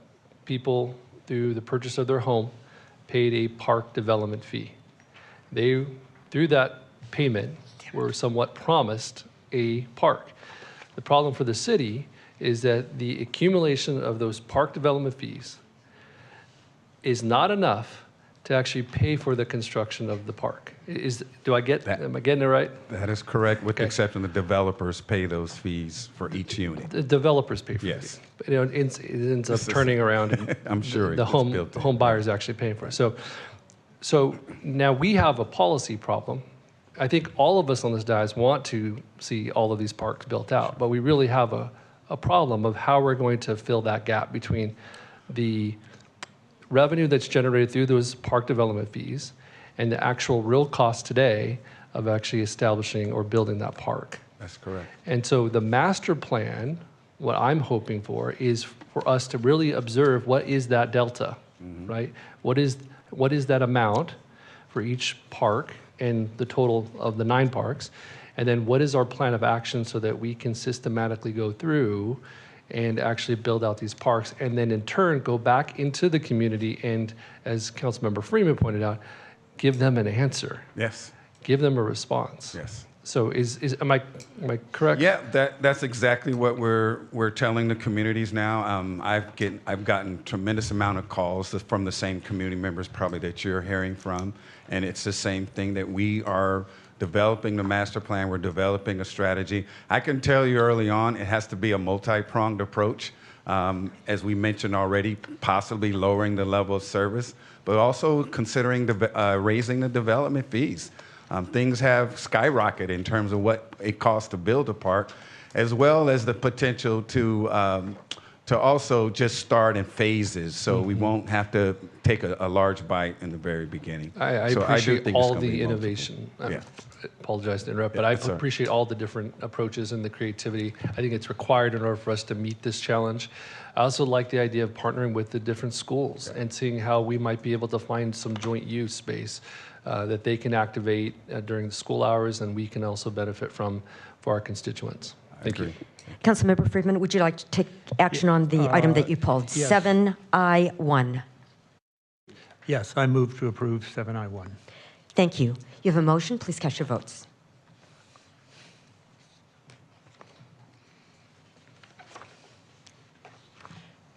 Motion is unanimously approved. Thank you. And Councilmember Freeman, now 7I2. Okay. Last one, and it's really a fairly short answer.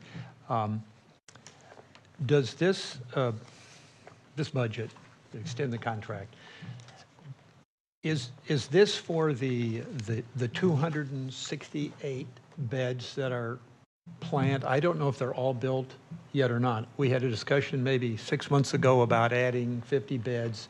So I wanted to find out, is the 268, does that include the beds we're adding? And does this contract include servicing those? Because I know there was a committee discussion that Mercy thought, well, that you're pushing too hard. I don't know how that got resolved. So just to someone say, does include that expansion of beds, and Mercy's agreed to service them. Is that what we're talking about here? Mr. Valdez. Honorable Mayor, City Council, Anthony Valdez, Assistant to the City Manager. So the amount before Council tonight includes the 50-bed expansion. So right now, we opened at 150, expanded by another 118 beds. And so the budget tonight before the Council is authorizing staff to expand by 50 beds starting July 1st. Well, this is really to service the 50 bed. We already approved building them. This is so Mercy's contract is extended and includes those new beds we built. That's right. So the 50 beds wouldn't, the 50-bed expansion wouldn't happen until after July 1st. The expansion doesn't come at a capital cost because Mercy House feels like they can fit another 50 beds in the existing dorms.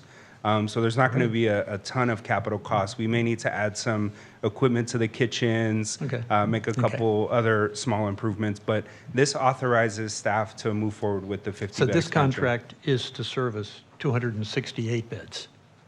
268 No, plus the 50 bed Oh, wait, expansion. plus 50 more. Plus 50 Okay, that's more. what I was trying to Yes. get. Yes, sir. So 318, okay, so we will have Runnage Lane will have 318 beds eventually, and this contract, at least for the fiscal year, will cover servicing all of them. That's Okay, right. thank you. I'm ready to move approval of 7I2. You have a motion? Please cast your votes. Thank you, Mr. Valdez.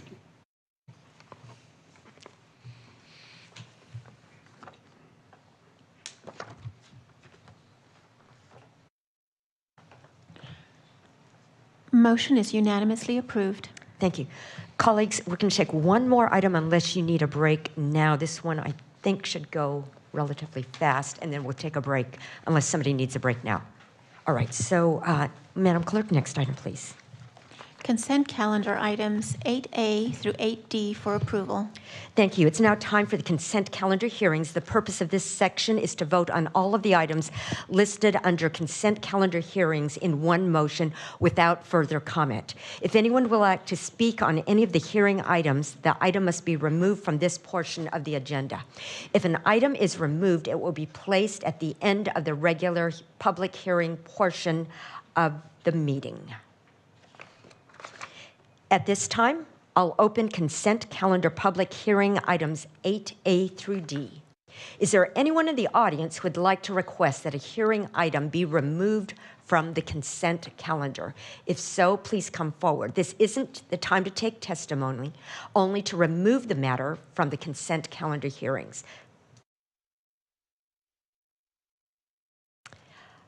I don't see any, so does any council member wish to remove an item from the consent calendar hearings? Seeing none, at this time, consent calendar public hearing items 8A through D is now closed. Vice Mayor? Move to approve consent calendar public hearing items 8A through 8D.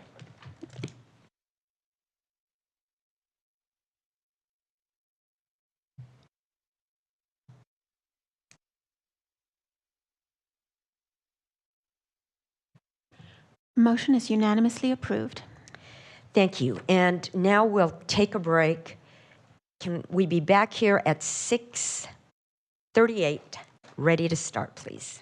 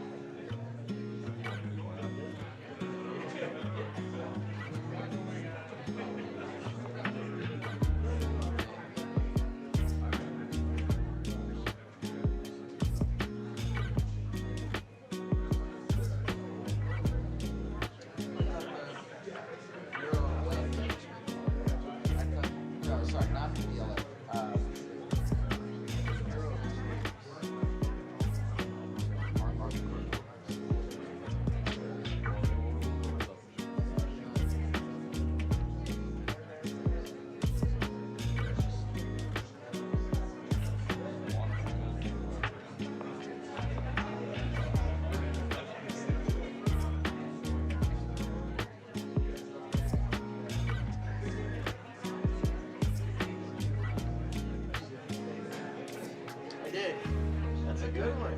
Yeah, they just gotta brush yourself off.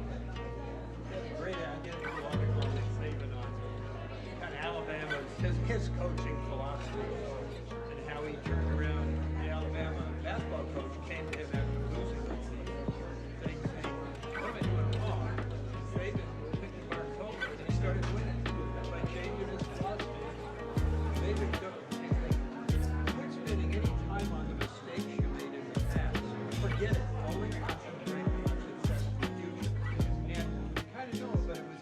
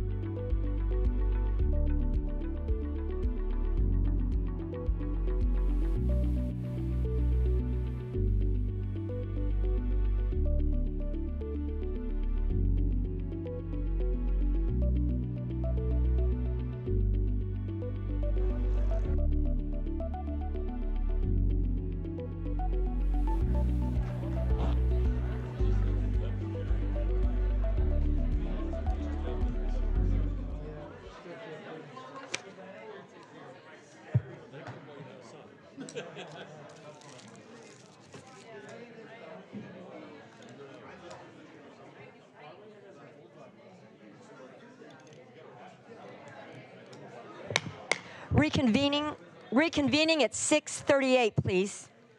At this time, our next item is public hearings. Each side will be allowed 15 minutes. It's 15 minutes for all speakers per side, so it's important that you identify yourself and make your statement succinctly so others may speak. We'll hear statements from those opposed to staff's recommendation first, then we'll hear from those who would like to speak in favor of the staff's recommendation. If there's testimony on both sides, each side will be allowed a 5-minute rebuttal. There's a clock on the TV screens behind me, which indicates 15 minutes. Please step to the microphone and identify yourself. After 14 minutes, a yellow light will come on. At the end of 15 minutes, a red light will flash, indicating your time is up. Quickly end your statement. You may ask questions during your statement, but they won't be addressed until the public hearing is closed. If you have written comments that are longer than your verbal statement, please give them to the clerk. She'll provide copies to the council. Please be courteous to others who wish to speak. Madam Clerk, please read the public hearing item. Public hearing for the fiscal year 2024-25 capital, operating and capital improvements program budgets. A staff memorandum has been provided regarding this item, transmitting correspondence. Thank you. And tonight we do not have a staff's presentation, and so at this time, item 9A is open. Is there anyone who would like to speak in opposition? Yes. Wait, we do not have that. You're going to have to speak, Mr. Hallen. Sure. Mayor and Council, we have a proposed budget of $869,403,500, which comprises of both operating and capital. Thank you. And at this, is there anyone who'd like to speak in opposition to staff's recommendation?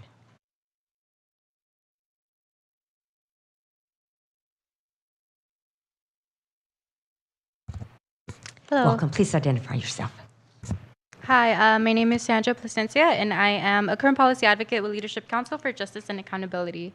As the city convenes today to decide how to allocate funding for next year's budget, we come here to urge the city to allocate $2 million from the PSVS fund for the eviction prevention program. In previous public budget discussions, the city has stated that housing tends to be their main problem, yet there was a $2 million cut to the Affordable Housing Trust Fund.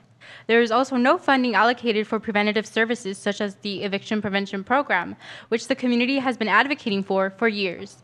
We reiterate to the city that just as they need to invest in permanent housing, affordable housing, and transitional housing and shelter expansions, they must also stop the inflow of families into homelessness. As Mr. Valdez was quoted in the Californian, for every 6 residents housed, 10 more enter the system. The city must be proactive in its investments, meaning you should also invest in preventative measures such as the eviction prevention program. We also remind the city of its obligation to its residents. This is our budget you're voting on, our taxpayer money. Community is asking for an eviction prevention program, and they have been asking for years now. Now is the time to act. We cannot wait another 6 months to a year for this program to begin. 2,500 families have faced evictions in Kern County within the last year, and they could have used this program. We urge the city to move forward and allocate $2 million from the PSVS fund for the eviction prevention program to ensure families live in safe, healthy, and affordable housing. You have the money, you have the community support, and now bring it home. Thank you. Thank you. Anyone else who would like to speak in opposition? Welcome. Please introduce yourself. Yes, hi, my name is Wendell Wesley, City Management, City Council. There's a lot of money here on this page. You know, I lived in areas where we had theaters, museums, opera theaters, you know, people that love those things will fundraise for those things.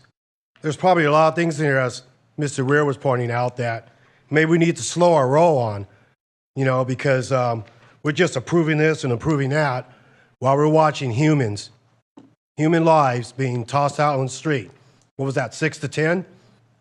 So we're going backwards. So the homeless population is only continuing to get worse. We're not fixing the problem, we're creating the problem.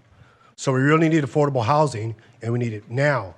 And one way is to actually help that until we get these built is by funding this program. We need $2 million, a minimum of $2 million, okay, for right to counsel, for eviction prevention, and eviction protection. Now, I was a landlord once too. I know there's a lot of landlords that are worried about this, okay? I could have used this problem when I was a landlord back in Tulare County. This program will also be there for landlords that have financial issues that might need an attorney to represent them. We're not going after good landlords. We need good landlords. We need good people. But we don't need bad landlords, okay? This cuts both ways. Well, we want to be the best city here in California. I think we can be the best city here in California. But we need to like really slow our roll a little bit and really work really hard to find the numbers that work right for everybody. And you can't do that with people on the street and increasing those numbers or just creating more shelter beds and spending more money on those type of programs. They're okay, they help, but they're Band-Aids, they're temporary. So I urge you, please support this program. Thank you. Is there anyone else who would like to speak in opposition?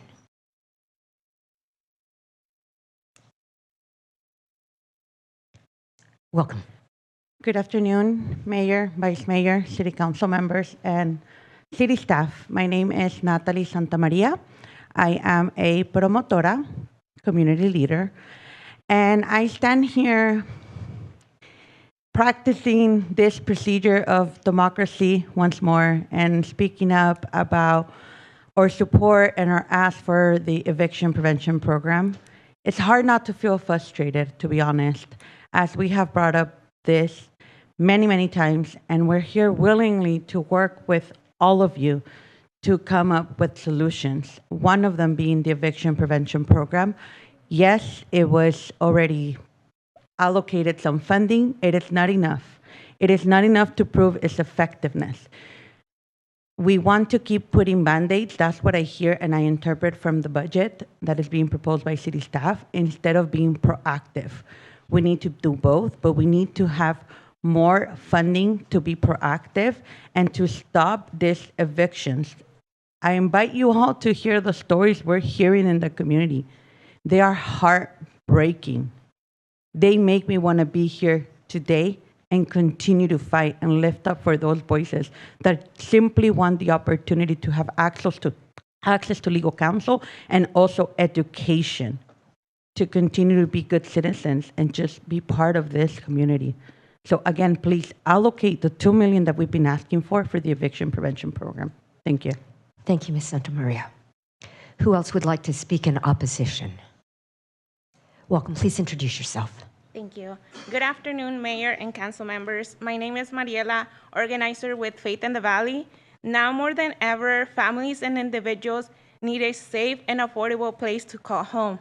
I, along with community members, envision a Bakersfield where everyone is proud to live, free from the fear of being evicted from their homes, have access to legal representation, and be part of a thriving, healthy community. The current allocation of $350,000 for the eviction prevention program, it's not enough to meet the needs of our residents and prevent more families from becoming homeless. Without additional funding, the program's not going to last long enough to have a meaningful impact and puts families at further risk of eviction. As the city works on finalizing the budget, we urge the city of Bakersfield to allocate $2 million from the upcoming 2024-2025 budget towards the eviction prevention program to keep tenants housed and protected. Thank you, and we look forward to working with you to ensure this essential program receives the necessary funding to support our community. Thank you. And would you say your name slowly for our city clerk's record, please? Mariela Vega. Thank you. Who else would like to speak in opposition? Welcome. Please introduce yourself. Good evening. My name is Nadine Escalante. I'm here on behalf of Bakersfield Community Policing and also ACLU Criminal Justice Coalition. I am here with these individuals asking for the city to please allocate the $2 million necessary. I have worked with community members in these last 2 years, and the one story that we fail to hear is our children that are homeless. These children are living in cars, These children are going to school in the same clothing. These children are living in the homeless shelter that is not even at a habitable capacity because we're waiting for a new one to be built. $2 million is so small of amount when I hear $8 million. When I see the budget for law enforcement, $2 million is change. It would make the difference in these kids' lives. You have no idea how heartbreaking it is as a mother to hear these kids' stories of what it's like to be homeless, the long-term effects it has on them. I hope you take into account these children. Please stop looking at just the people on the street, as I heard earlier this evening. Stop looking at our drug addicts on the street, the adults on the street. Please consider our children that are homeless and they need a bed to sleep in. The eviction program would protect these families, the 4 that I worked with this year that were illegally evicted. By the time they got in touch with me, they're already gone and their rights were already violated. This is something that makes Bakersfield better, and this is what we need. Thank you. Thank you, Ms. Escalante. Who else would like to speak in opposition? Welcome. Please introduce yourself. Jagmeet Singh with the Jagar Movement. I'm a community organizer here in Bakersfield, lifelong resident, born at KMC Hospital. I think the eviction protection program represents a unique approach to a problem that has plagued our city for years at this point. When I think of some of the docket items that we've talked about today, parks, bike paths, green spaces for the community, these places are also affected by those who are unhoused and end up in the streets. That's usually where the unhoused folks end up congregating because green spaces are also cool spaces and we live in a very hot city. I think this $2 million, it seems like a large amount in terms of a portion of the budget. But if we really think about the sort of resources that are spent on removing unhoused folks from these green spaces, these community spaces, I think it represents an investment from the city into our constituents who are the most vulnerable, who work the hardest, often working 2 jobs to try and make ends meet. And I think it represents, our city council and our city government investing in our people and giving them a chance to stay in their homes and use these green spaces that we're building for them instead of having to live in them. So I would also support the $2 million for the eviction protection program. Thank you. Thank you, Mr. Singh. And would you just say your first name slowly for the city clerk, please? Jagmeet, Jagmeet. Thank you. Is there anyone else who would like to speak in opposition?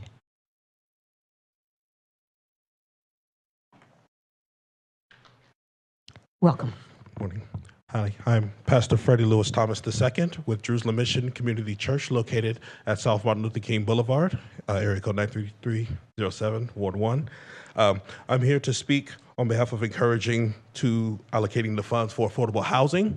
We thank you and we appreciate so much for the schooling and education that has come into the area of Ward 1, including Dr. Martin Luther King Elementary School and the park that has been renovated. But we're also seeing an uptick in homelessness. We're seeing an uptick when it comes to tent cities and people who are unable to afford living in a permanent residence. And we know that this is a problem that's been happening all around the nation, an uptick in homelessness, but Bakersfield has an opportunity to be a staple of addressing that. We have an opportunity to be seen as one who's able to address it effectively. I'm hoping that we're able to encourage permanent solutions and not just the stopgap Band-Aids that we are constantly seeing, but we're able to afford, or we're able to come to solutions for permanent, affordable housing for all of the residents and all of the citizens here in Bakersfield City. Also encourage for any of the funding that you have for the allocation of 24 to 25 to increase in the education of Bakersfield. Bakersfield City has been known to be on the lower tier of education, not just in California, but in the nation. And I'm hoping that we will do more to address that. Thank you. Thank you, Pastor Thomas. Anyone else like to speak in opposition?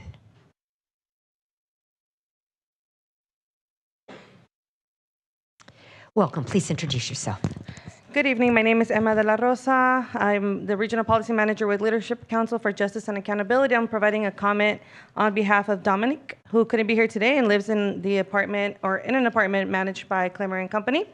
As a resident born and raised in Bakersfield, homelessness is one of the worst crises in America. I suggest the city take the $2 million ask seriously. Due to the current economic state of the county, this will be a great suggestion. I want to leave off with a quote: "To err is human, but to forgive is divine." I would like to add my additional comment to mention that if Clemmer and Company sounds familiar, that's because they were recently held accountable by the Attorney General's office for violating the Tenant Protection Act. According to a press release from the AG's office, an investigation by California Department of Justice found that 2 individual landlords from Bakersfield, each of whom own over 100 units, and a property manager, Clemmer and Company, unlawfully issued eviction notices in violation of the TPA. One landlord issued over 40 eviction notices on the basis that the landlord intended to substantially remodel the units, but the remodeling work performed did not meet the standards required under the TPA to justify an eviction. The other landlord issued at least 2 eviction notices targeting tenants with Section 8 housing choice vouchers on the same basis, but performed no remodeling work. These 2 eviction notices violated the TPA and constituted unlawful discrimination against Section 8 housing choice vouchers recipients. The property manager facilitated many of these unlawful evictions. Separately, the second landlord also unlawfully increased rent for dozens of tenants, including by issuing multiple rent increases within a single year that combined to exceed the TPA's 12-month rent cap, and failed to return security deposits within 21 days of move-out, and to provide documentation of deductions as required under California security deposit law. That happened here in Bakersfield, and that's happening throughout, right? And Clemmer and Company is probably not the only corporate landlord who's issuing or illegally evicting community. And this is the reason why we need you all, as city council members and staff, to support this program so that you can also hold them accountable and so that you can also create change in your community. We were fortunate enough to speak to most of you throughout these last few months, and we all agreed during these conversations that there is a housing crisis issue, and we all agreed that we had to do something about it. Today, you have the opportunity to do something about it, so we do ask that you amend the budget, the 24-25 budget, to include $2 million for the eviction prevention program. Thank you. Thank you, Ms. De La Rosa. We have 1 minute and 5 seconds left. Is there anyone else who would like to speak in opposition? Hi, my name is Welcome. Veronica Monteroso. It's quick. It's just I wanted to say that it's cheaper to keep people housed than to house unhoused people, and it's kind of appalling to have so many community members for the last year or over a year coming here and asking you guys for this program, and you guys not taking it seriously and underfunding it. So we asked, as a community member, not representing anyone else, just as a community member, I asked that you guys raise set aside the $2 million for the eviction protection program. Thank you. Thank you, Ms. Monterosa. Is there anyone else who would like to speak in opposition? Seeing none, is there anyone who wishes to speak in support?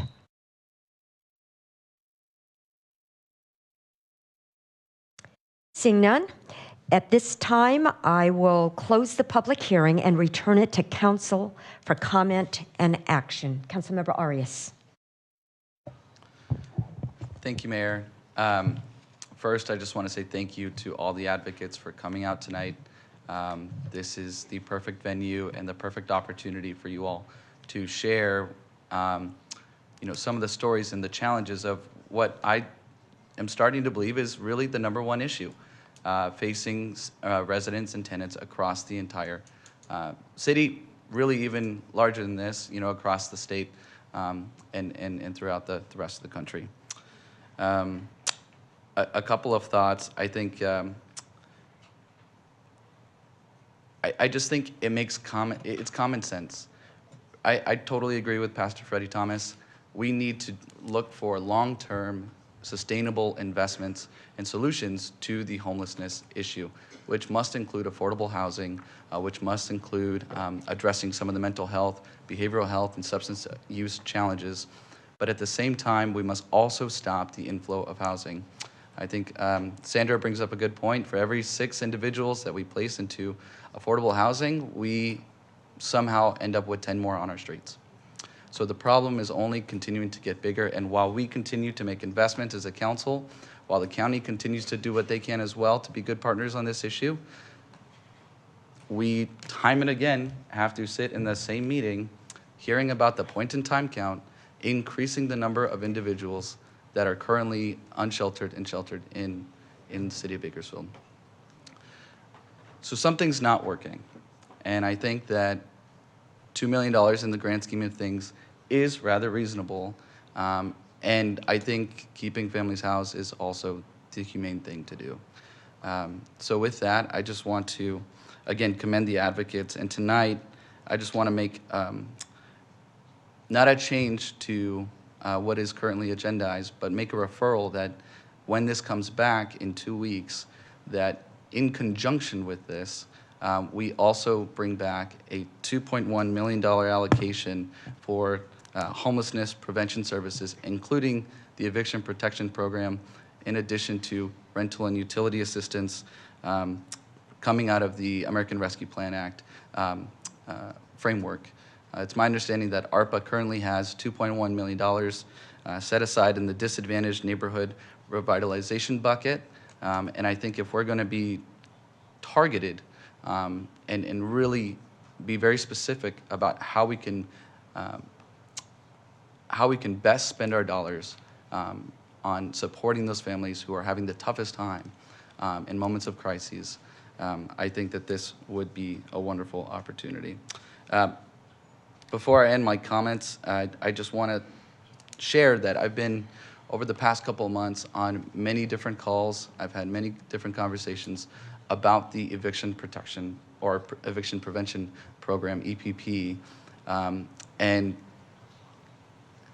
there have been some very colorful conversations. And I appreciate some of the challenges that have been put forward towards that program. But what I end up coming back to is that even if tenants do end up having legal protection and legal services provided to them to combat, some landlords who may not be aware of current housing law, or may be aware and are continuing forward to implement that unlawful rent increase or unlawful eviction. My message to you is we are not going after the good landlords. That has never been the issue, and that has never been something that the advocates have been saying. What I end up coming back to is this, and it's that if you are following the law, then you have nothing to fear for. And so as long as you are compliant with the law, then there will not be any issues. But what advocates are telling you today is that there is, although a small percentage, there are those folks out there. And I've even heard recommendations that we should ask the district attorney to prosecute and be more active in prosecuting. We are not the district attorney's supervisor or boss. The district attorney is elected by the people of the county of Kern, and we do not have authority. What we do have authority over is creating and investing in this program to make sure that we can continue to advocate for the most vulnerable people in our community. So with that, I ask for my colleagues' support as we make this significant investment. And I recognize that this is a one-time opportunity. These are one-time funds through ARPA. And I think that it would be wise of us to make sure that we contract out these services. We don't add these folks to payroll. But it is my hope that we bring back good data to show that this program does help real people, real families, and make the case that in a year from now, that this program should, in some way, shape, or form, be supported by ongoing funding, including PSVS. Thank you. Thank you, Councilmember Arias. Councilmember Gray. Thank you, Mayor. First of all, I do want to speak on this. I was gonna say something first, but I do appreciate the sincerity of heart in all of you that come. I mean, you come. When I met with you in my office, I was very impressed. You came with respect, like you do to these meetings, and you are sincere in heart. And so I just want to thank you for that, that you're that interested in your city and the residents of the city, that you'll keep coming back. So know that. I do have some questions, but I want to recognize first the professionalism of our staff in putting together this budget and presenting it to us in a way. And today I was so pleased when I was reading through it and on the computer screen, and knowing that the residents of this city, if they can get on there, they can understand what's happening and what we're doing. In past budgets, I didn't feel like it was that user-friendly. So I really want to tell you, great job. I really appreciate that. I also want to thank you for to approach our budget this year from a conservative manner, because we don't know what our future brings, and I've talked about this before. So I appreciate the fact that you're not trying to hire a bunch more people, and you're not trying to raise, but you're keeping it flat, and you're also adding to our rainy day fund. So I think that's great.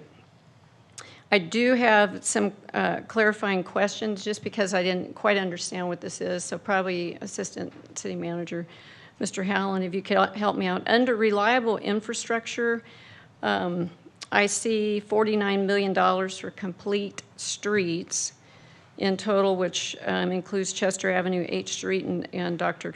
Martin Luther King Boulevard. What do you mean exactly by complete streets? I'm not sure what that entails, what we're doing. Yeah, I can give a general description, but probably Mr. Stracklus can give you a little bit more detail. So completing our streets is probably another way to say it. Right now, we have very wide streets. So being able to provide multimodal transportation on those streets, improved pedestrian walkways, improved bicycle, and already we have vehicular transportation going on there. So really just improving the look and feel, as well as the safety and how many different modes of transportation that we have on those streets. Greg, do you have anything else to add? Okay. I thought that's probably the answer that I was going to get, but I just wanted to make sure of that before I made a statement. And I know there are colleagues on this dais that are not going to agree with me, and that's okay, because I'm speaking for those people that do agree with me. I have had so many people ask me what the heck is going on in our city, that our lanes are being narrowed. I was out on Buena Vista Street just last week driving that, and I could not believe what I was seeing, that those lanes are so narrowed, and I did not see one bicyclist. And I am speaking for the people that are not in agreement with this. Not everybody is in agreement with this. So we are spending $49 million on making our lanes narrower and adding a whole lane practically for bicycles. And the data just doesn't support this. And I'm just, and there's so, I wish the people that are hardworking and opposed to this would come talk to you about it, come talk to us about it, because not everybody is in favor of this. So I'm speaking on their behalf. I'm lending my voice, no matter what anybody else thinks about it up here. I think it's something that we need to really be looking carefully at and getting more input, because we are going to jam this city up so bad with traffic because of these narrower lanes. It's going to get crazy. The other thing, under economic opportunity for all, I am very pro downtown Bakersfield, so I don't want anybody to misunderstand me for this redevelopment fund, but it was twice. One said included continued investment of $1.6 million in downtown redevelopment fund, and then there's just a couple lines down, continued funding of $1.5 million for downtown redevelopment. So what's the difference between those two funds for downtown? Why have we split them out? Sure, I can speak to that. And okay. If I again need some help, I'll ask Ms. Jenny Byers to come up with our economic community development. But some of those are for different purposes. Okay. So for the downtown redevelopment, some of that is set aside for infrastructure improvement in our downtown, whether it's sewer or other infrastructure improvements that are going on. And then the downtown redevelopment fund is also set aside for some property acquisition. So there are kind of different activities that are Okay. going on with those different pots of funds. Okay, great. All right, I appreciate that. Thank you very much. Thank you, Councilmember Gray. Councilmember Core. Thank you, Mayor. First, just in response to Councilmember Gray, I'd love to chat with the residents who've expressed to you their dismay with some of the road improvements we're making, and I think you should encourage them to attend our multimodal subcommittee and traffic safety subcommittee. We actually just had a meeting last night, and it was a full house. Every seat in the room was full. So I want to thank my colleagues, Councilmember Arias and Councilmember Smith, on creating such an inviting space within that subcommittee. It's also at 5 p.m., so it's after work hours. We've made it accessible thanks to staff. But there, the community and residents and advocates actually outnumber city staff as well as the council folks that are in attendance. But if they attend, they're able to kind of see the purpose and the why behind reducing some of these lane widths. And it takes time to change a habit. I understand that. We're a city of sprawl and we are car-centric, but what do all these terminologies mean? I get it. They're buzzwords in essence. But we're trying to change habits so that we can reduce the amount of people who are literally dying in our roadways. We share time and time again the amount of pedestrians, the bicyclists, even folks who are in vehicles, even car accidents that are occurring. The amount of car accidents that happen within our city, that is not a normal occurrence, and it should not be it should not be normalized. It should not be the way of life. It should not be the way we've come to become accustomed, and the safety, or rather non-safety, we've come to expect. But I hope that we can all agree that even if one life is saved in implementing some of these research-supported, evidence-based practices that we're implementing through our Public Works Department, even saving one life is money well spent, in my opinion, and I hope that we can all agree. I want to move on to Councilmember Arias's referral that he's made tonight, and just join in supporting the referral, and just want to amplify that for staff. And I'm encouraged to see what we can come back with, and having kind of an outlined budget where we can draw money from in ARPA. And I want to thank all of the community advocates for coming time and time again, for having the same message, being consistent, being a voice of the community, having a diverse coalition. And someone spoke to a point that I'd like to emphasize is a lot of the times we're understanding our homeless neighbors, our houseless neighbors as being those who are also in need of medical support. And that's probably the easiest assumption to make. It's the easiest conclusion to draw. But the children, I think someone had mentioned, what about the children who are displaced when, when a family can't make rent, you're having to move school districts, you are losing friends, you are losing a relationship with your teacher, you are losing an entire community at a young age, and the psychological effects of that will last for a lifetime. So this goes beyond just one occurrence. I mean, it would be in comparison, an adult as myself compared to a child losing their home, losing their community, losing where they call home. That is a much more painful experience. And I want to just give appreciation for that example being shared with us today, and that being a perspective that deserves value. Everyone's experience deserves value, but housing and affordable housing is cyclical. It's and in any relationship you have with where you live, you might start in an apartment, you're saving up, you're working towards having more secure housing, maybe dream of buying a home.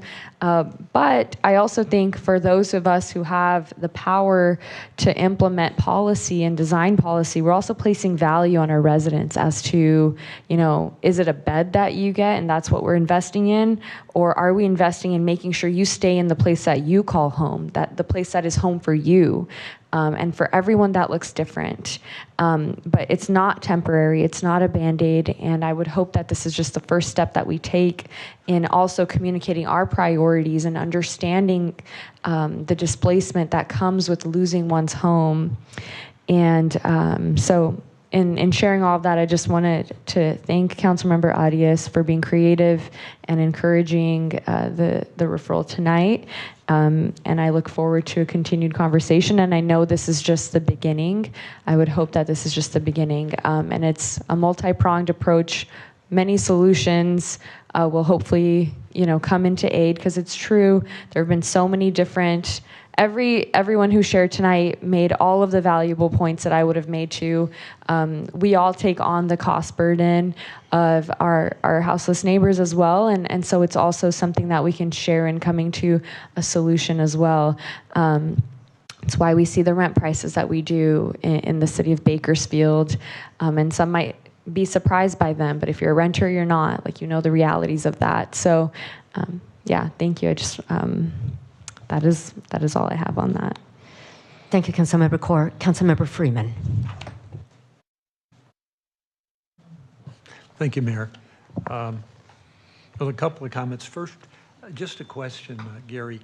Do we have $350 allocated for the rent prevention, the eviction prevention program in the budget we're looking at? Is that in there? Yes. I can't, in the detail, I can't really find it, but okay, so at least we have that in there now.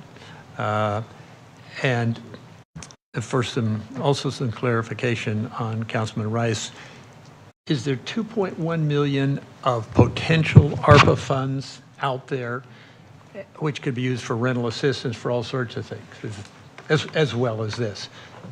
Is that right, that potentially that could be obtained? My understanding is yes, they haven't been dedicated to any particular project and they are available to be able to be allocated for this purpose. I did want to clarify that $350,000 is something that's already been previously voted on in the past. It is not a part of this current budget proposal. Okay, wait a minute. It's a carryover but it's still amount. In there. Right. Yeah, so okay, it is a carryover. So there is $350 in the budget right now. Correct. Well, and regarding that, if there's 2.1 million, I would call it free money, I'm never going to object to that. However, I think we have to be careful that we don't make it, if we have this free one-time money, we don't build in an automatic expectation that we can spend 2.1 million every year. We got to do a new budget every year. We have to look at, how much money do we have? And so I would just caution maybe that's spent on rent subsidies from others, but it isn't all spent on a eviction prevention program, because the following year we may not have the money. Remember, the costs are going up through government mandates, and the revenues are going down. So each year you're going to have, council's going to have much more painful decisions on where do we cut. It's not going to be extra money to spend on things we'd like. It's going to be where are we going to cut? Which road that's crumbling are we not going to increase? Are we not going to fix? Which sewer are we not going to fix? Basic things.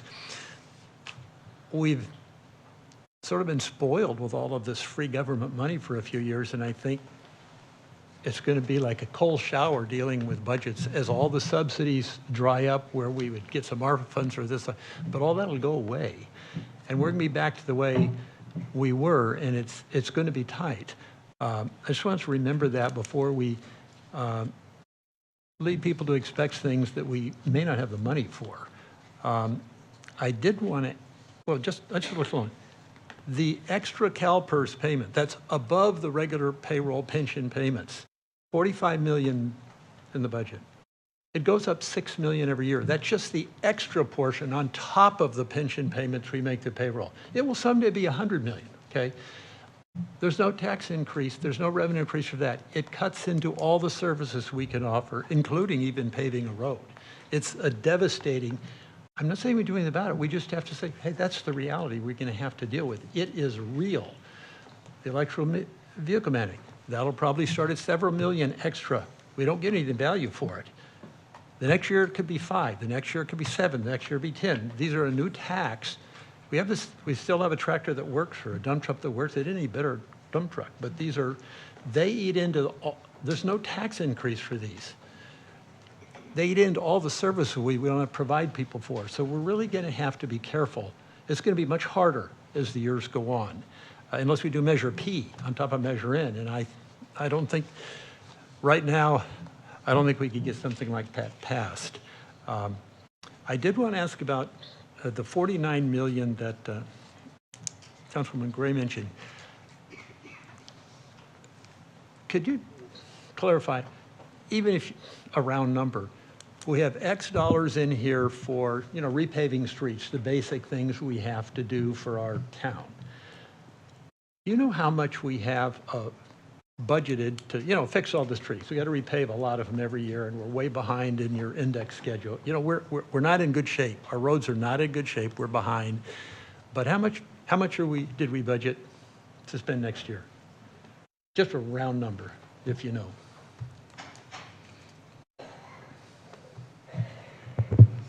Give me, Councilman Freeman, if you give me a moment just to pull it up here.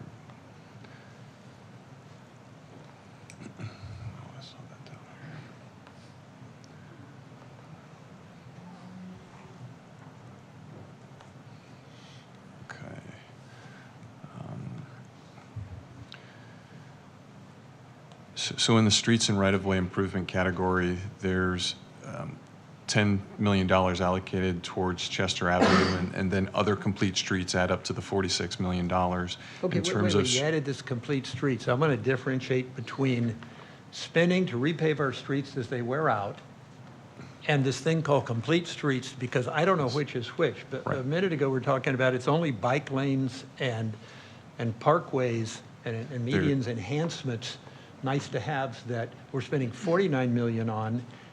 And I didn't get that out of the budget.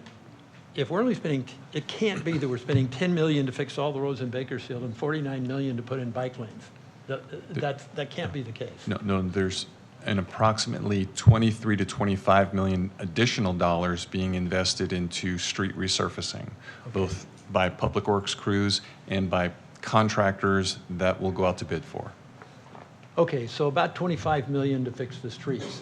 Now, what is this 49 million for bike lanes and parkway enhancements? 49 million? Well, I think that's the number tied to complete streets. I'm not quite sure. Complete streets. Okay, is complete streets, is that all out of our, general fund or Measure N? None of it is an ARPA money? There's a combination of sources for that funding. Much of it is grant funding. You'll recall for Chester Avenue, we did receive a $10 million grant from the federal government under the RAISE category to allocate towards that $15 million project along Chester Avenue. So a good portion of that particular project is funded with federal dollars. There are other projects as well, such as H Street, that is significantly funded by state and federal grant money. Well, okay, because for me, it's confusing. I worry about the money coming out of our pocket. I love the free money when it comes in. I'm not as worried about that. If we can do a boulevard with grant money, it's not our money, great. But could you send us a note? I mean, before the next council, I don't want to have a big council meeting speech. Just send me a memo. Here's how much money we're going to spend on repairing the streets in our budget, the regular stuff. Here's how much in, let's say, extra enhancements, you can call them bike lanes, whatever. And of that amount, how much are grants versus coming out of our pocket? Because I can't imagine if we're spending 25 million of our money to fix streets, that we would be spending more than, 5 million of our own money, maybe 20 million of grants from grants. I just want to see the ratio of of our regular money, and there are some we do need to replace some medians. There are some things that we do need to do from our own funds. But I'm confused, and I don't want to be confused. I want to know how much is coming from the government-free one-time grants, which of course we're going to spend and make things nice, and how much is the regular budget we take right out of either general fund or Measure N, so we know that's our money, because that's likely to repeat each year. And the one-time monies, I mean, the state says it's broke. They don't even want to fund homeless. Okay, and this is the latest thing. I'm going to cut back the homeless because you're not doing a good job, cities. So the free money is going to go away, or a lot of it, and we need to understand going forward. We spend about 25 million of roads and parkways and stuff. Fine, how much is that? But I think we've been spoiled and a little confused in our budgeting because of the massive amount of government subsidies that are one-timers that we've been receiving. I know I'm confused. So that's the end of my comment. Thanks. Councilmember, we can develop a list of the sources of funds based on some of the larger projects because like Mr. Strackley said, we have a lot of federal sources because there's lots of federal grant dollars that we've applied for.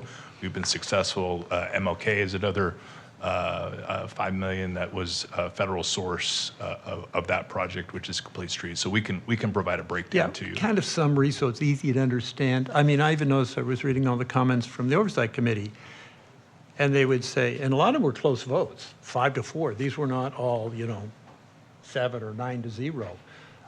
And the comment was, well, this isn't in line with Measure N, whatever. But it didn't ever say, in the notes I read, oh, this was, that particular improvement was all funded with ARPA money, or that was all out of our pocket. Well, I don't have any perspective on the people saying, hey, we unanimously approved this, or 5-4 approved it, without knowing, well, how much of that was coming out of our pocket and how much is free? So even reading that, I didn't know, did they approve it because it was free? Did they approve it because, or disagree because it came out of our pocket? So it was a nice summary reading, but I'm really confused how much is our money versus the grants at this point when I see these big numbers.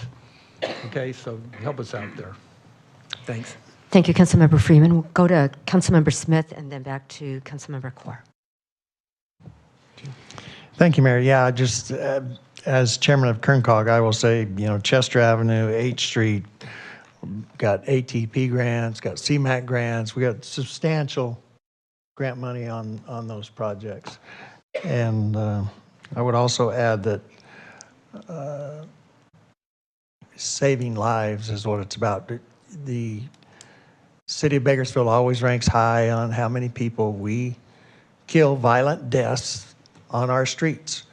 And to continue to design them the same way makes no sense. So to change the way we design them and make them safer is our responsibility to our constituents. Thank you. Thank you, Councilmember Smith. Vice Mayor. Thank you, Mayor. A few comments tonight. First and foremost, thank you to all of the community members who came out to be present tonight for this particular hearing and for lifting up your concerns regarding the eviction prevention program and also just homelessness prevention in general. Obviously, this is a pressing issue regarding housing in our community and regarding homelessness and the continued increase. And it's something that this city and this county and this state continues to grapple with. And we look for various different strategies in order to respond.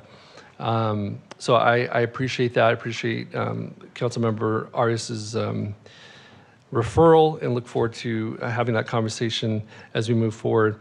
I do want to note, because there was a conversation or a comment made about Affordable Housing Trust Fund. That is something that we established thanks to the Public Safety and Vital Services Initiative.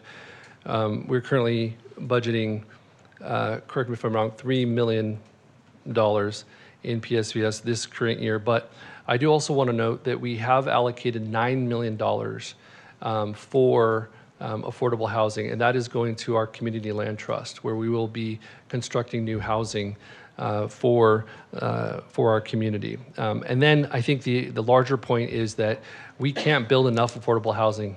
We can't build it cheap enough. We can't build it fast enough. And so the broader conversation really has to be about reform in terms of how we improve our processes so we can allow for more housing development, period, in this community. That's how we, I think, the only hope we have to really get ourselves out of this housing crisis.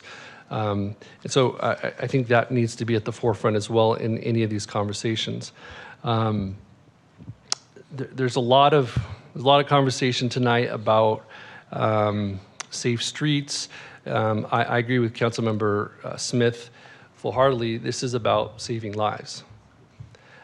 We just had a walk with residents in East Bakersfield along Niles of Monterey.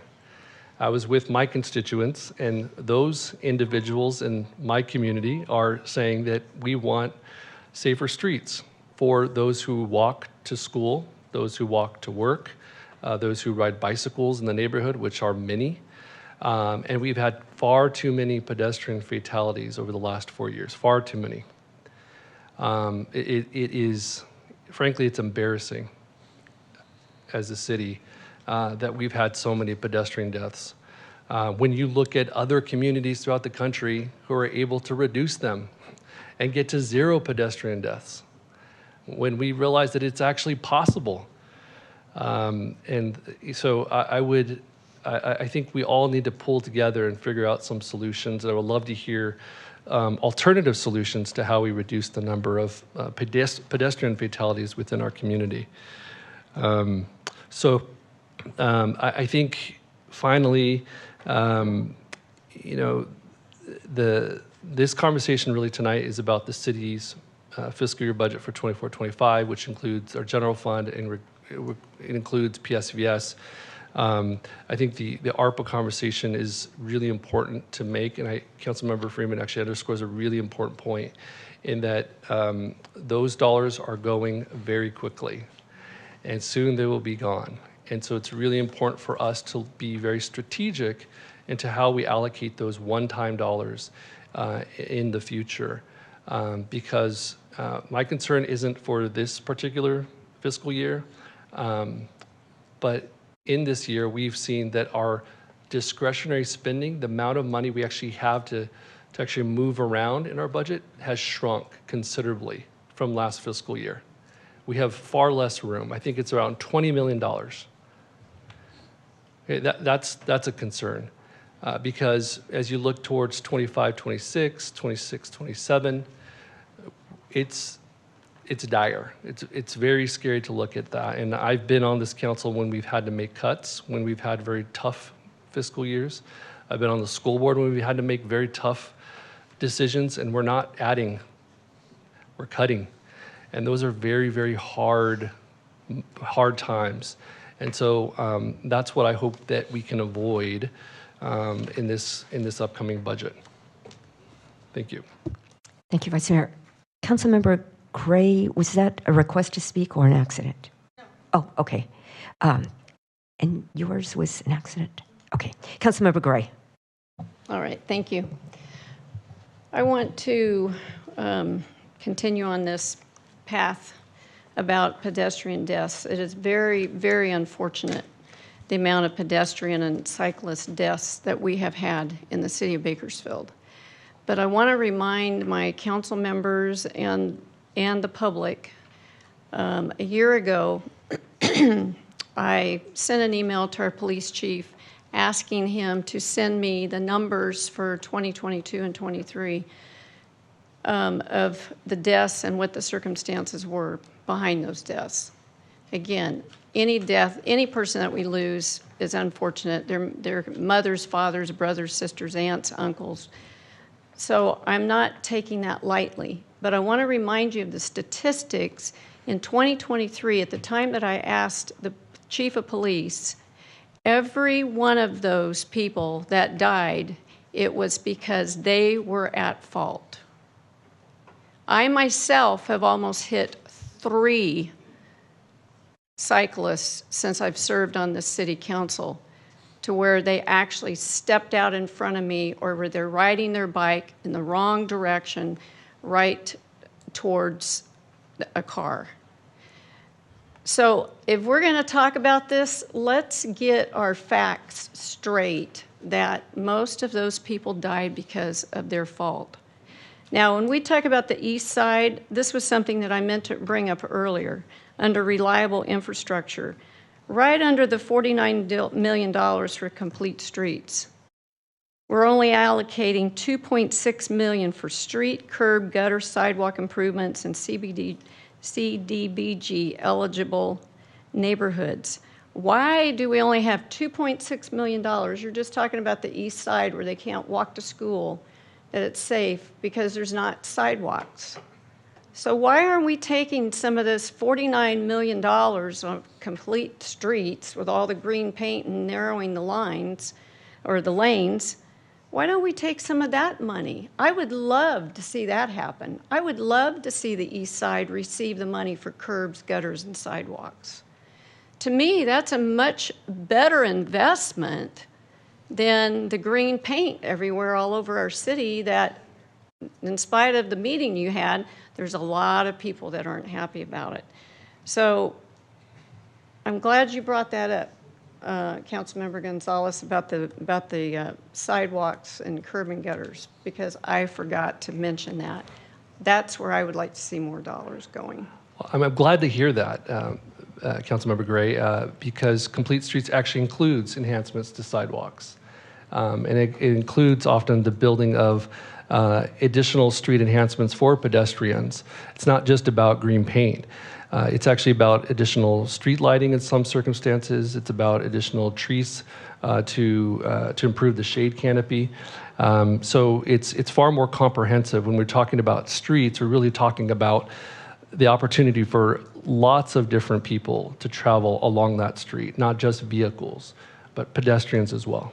So it does include the sidewalks. Why in this budget, in these neighborhoods that need it the most, why do we have this little bitty bit of money allocated when we have this huge amount of money elsewhere? Like Buena Vista Street.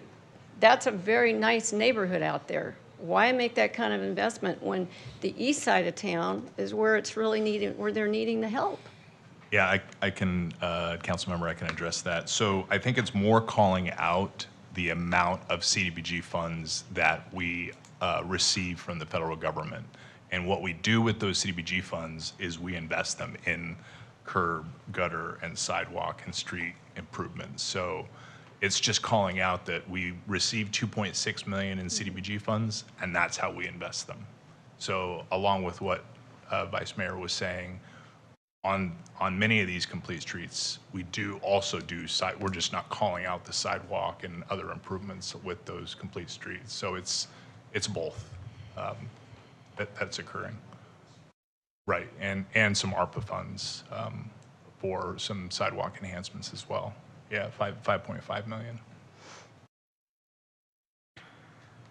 I am pro taking care of those parts of the city that need it the worst first. Thank you. Thank you, Councilmember Gray. Councilmember Smith.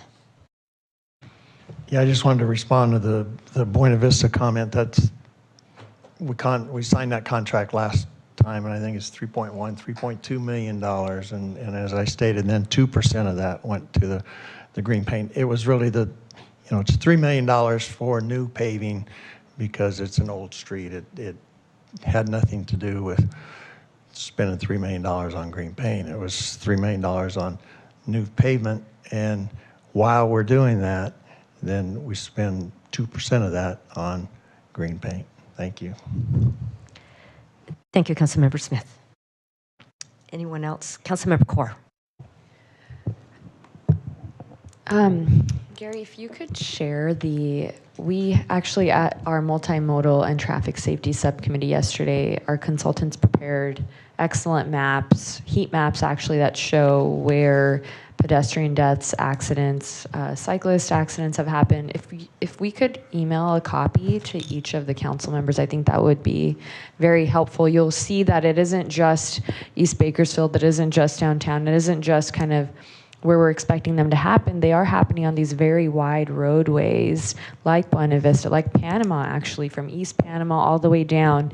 Panama is the second busiest roadway in our city, and that's by a lot of different measures. It's also one of the measures that restaurants use as to where to bring their new food spots, as to see where traffic is flowing, but those kind of function as freeways in a way. So that is evidence-based, and you'll see the heat map really just indicates exactly where, and it's color coordinated, it's easy to follow. You'll see where the highest density is. It's red, orange, yellow. So I think everyone could benefit from reading that.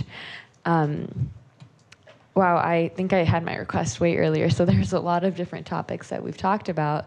But I am encouraged by the commitment to seeing improved infrastructure like sidewalks. We also discussed at our subcommittee meeting yesterday different ways in which to create barriers between the car roadway and the sidewalk, and that being simple solutions like landscaping, separating those. But this is a larger trend, and I think it's for the good of the public to also share that lots of times when you blame a pedestrian or you blame a cyclist, this is not unique to just the city of Bakersfield. It's just how data is captured. So while that data might come from our police department, and that's how it is captured and documented, a lot of the times it's actually, it needs to be a little bit more holistic in how it's studied. What is the existing infrastructure? What were the kind of circumstances that caused that accident to happen? I myself have come across probably 3 accidents within my own ward where a car had hit a pedestrian. I just happened to be passing by. 2 of them were on Panama Lane, and I made the 911 call myself. And I can say that the pedestrian was not at fault just from my own assessment of having to translate for some of these elderly folks. And how can we really place blame on someone who's just trying to be active in the morning and don't anticipate being hit by a car when just by physics, you can see that a car has a lot more autonomy. But this is a trend that's changing, and I'm encouraged to see that we've had conversations, and I know Councilmember Smith has brought this up before too, is even how our press releases go out from our police department as to how pedestrian or cyclist accidents are documented and shared out to media. It matters because language matters, and I don't think we want to get into the habit of particularly blaming one party or another. It really is just where we can make those different improvements, but this is the step in the right direction. I wanted to follow up also on our conversation about affordable housing, our different kind of investments we've made. I think it would be beneficial for the good of the public if we could describe what a community land trust is. If Councilmember Gonzalez, if you could share what we're doing with that and where those investments are going. So thank you for the question, Councilmember Gore. The city has established a nonprofit entity that's charged with the development of new housing units. And there will be, there's a strategy that is developing. We currently have a consultant that we are working with to develop our strategy. But one of the primary focuses is actually to develop a home ownership model so that with some of the properties that the city currently owns, these vacant parcels will ultimately be utilized to build single-family homes. These single-family homes then will be sold to first-time home buyers with the opportunity to build generational wealth. The land underneath the home will be leased to the home buyer for up to 99 years. And so this is a model that's been established in lots of different places throughout the community, or throughout the country rather, and that it shows a lot of promise for us to not only add inventory for more affordable units, but also helping us identify strategies to move people into the middle class, helping them build wealth through homeownership.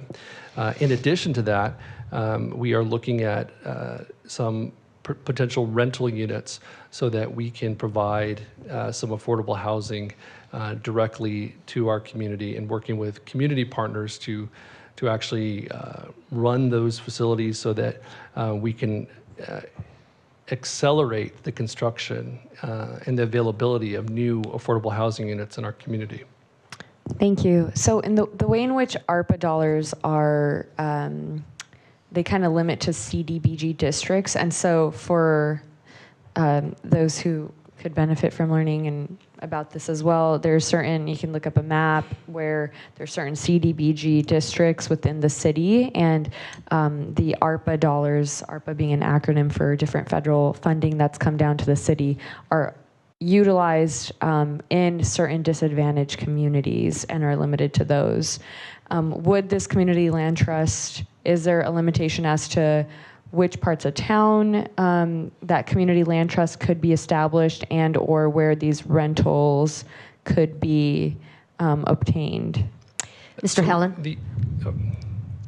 I could answer it. And I think Jenny is here too. She's ready to answer as well. So I think the short end, as we utilize ARPA funds, we do want to focus in on those qualifying census tracts for the American Rescue Plan. And some of the sites that we're prioritizing currently are those properties that we actually own. The city actually has identified, it's part of our current inventory. So those will be priority one. And actually, my estimate is that those properties will probably more than enough to expend the dollars that we have available through ARPA. But long term, if this council, and I hope we do, allocates additional dollars, either through public safety and vital services or through Bradley Burns, we can actually expand the land trust scope beyond those qualifying census tracts. So we can actually work in lots of different parts of the city. And my hope is that eventually this community land trust will actually serve the entire city.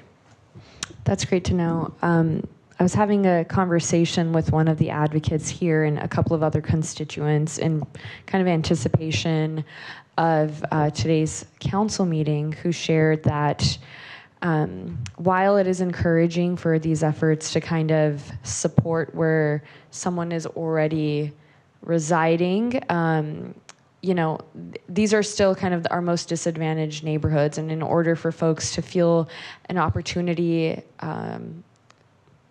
an opportunity for mobility, it is also being able to live in other parts of the city that they dream of living in, and having mobility to live there, and it might not be in the neighborhood that they're in right now. So how do we also encourage that through some of these investments that we're making at the city? I think it kind of makes way for others to cycle through as well. So my ask is that whether it's the eviction protection program or it's our community land trust, I'd like for us to also come up with solutions to keep families, you know, whether they're in South Bakersfield and that's where they want to stay, how do we also include non-CDBG districts while also encouraging some of our residents to be able to seek residency in some of those areas or stay in those areas. They may not qualify based on the boundaries, the arbitrary boundaries that might be drawn. But if there's opportunity for them to stay in their homes or purchase a home, or for us to create a community land trust in a neighborhood that, you know, I guess in simple terms, you know, everyone wants to live in the nicer parts of town as well. And so the opportunity should exist for all residents to have access to that, and to access those schools, and to have upward mobility. And I hope we can build that in with both of these efforts, and that also be a priority for us at the City Council. I don't see any other requests to speak. Can we have a motion to accept all comments, please? Motion to accept all comments. If a motion, please cast your votes.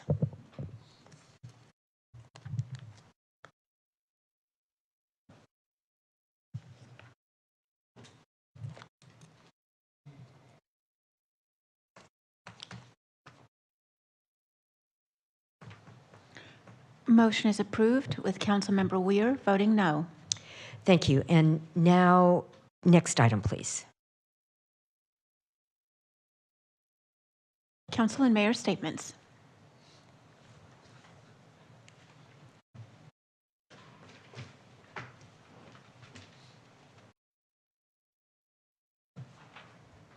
Still waiting for any requests. Madam Clerk, do you need to do something? Vice Mayor. Thank you, Mayor. Colleagues, on June 2nd, 10 days ago, a historic structure, a significant building in downtown Bakersfield caught fire and burned down, the Great American Antique Building at 625 19th Street at 19th and R. The firefighters, Bakersfield firefighters, did a tremendous job. They were on scene right away. As soon as they got the call, Station 1 was out there trying to put out the fire. They were trying to contain it as best as they could before it spread.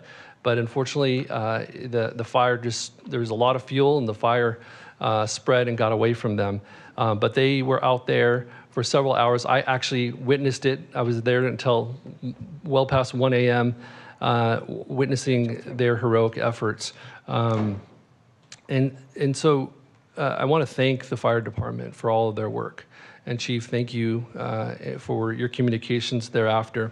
But I think it continues to underscore this underlying issue that we have with vacant structures, particularly in downtown and in the urban core. We have adopted a vacant structure ordinance, which I think is helpful, but I think we need to take a look at improving and enhancing that vacant structure ordinance and adding additional requirements for those structures that are owned and remain vacant long term. Number one, this particular building had no insurance on it. And so I think one of the pieces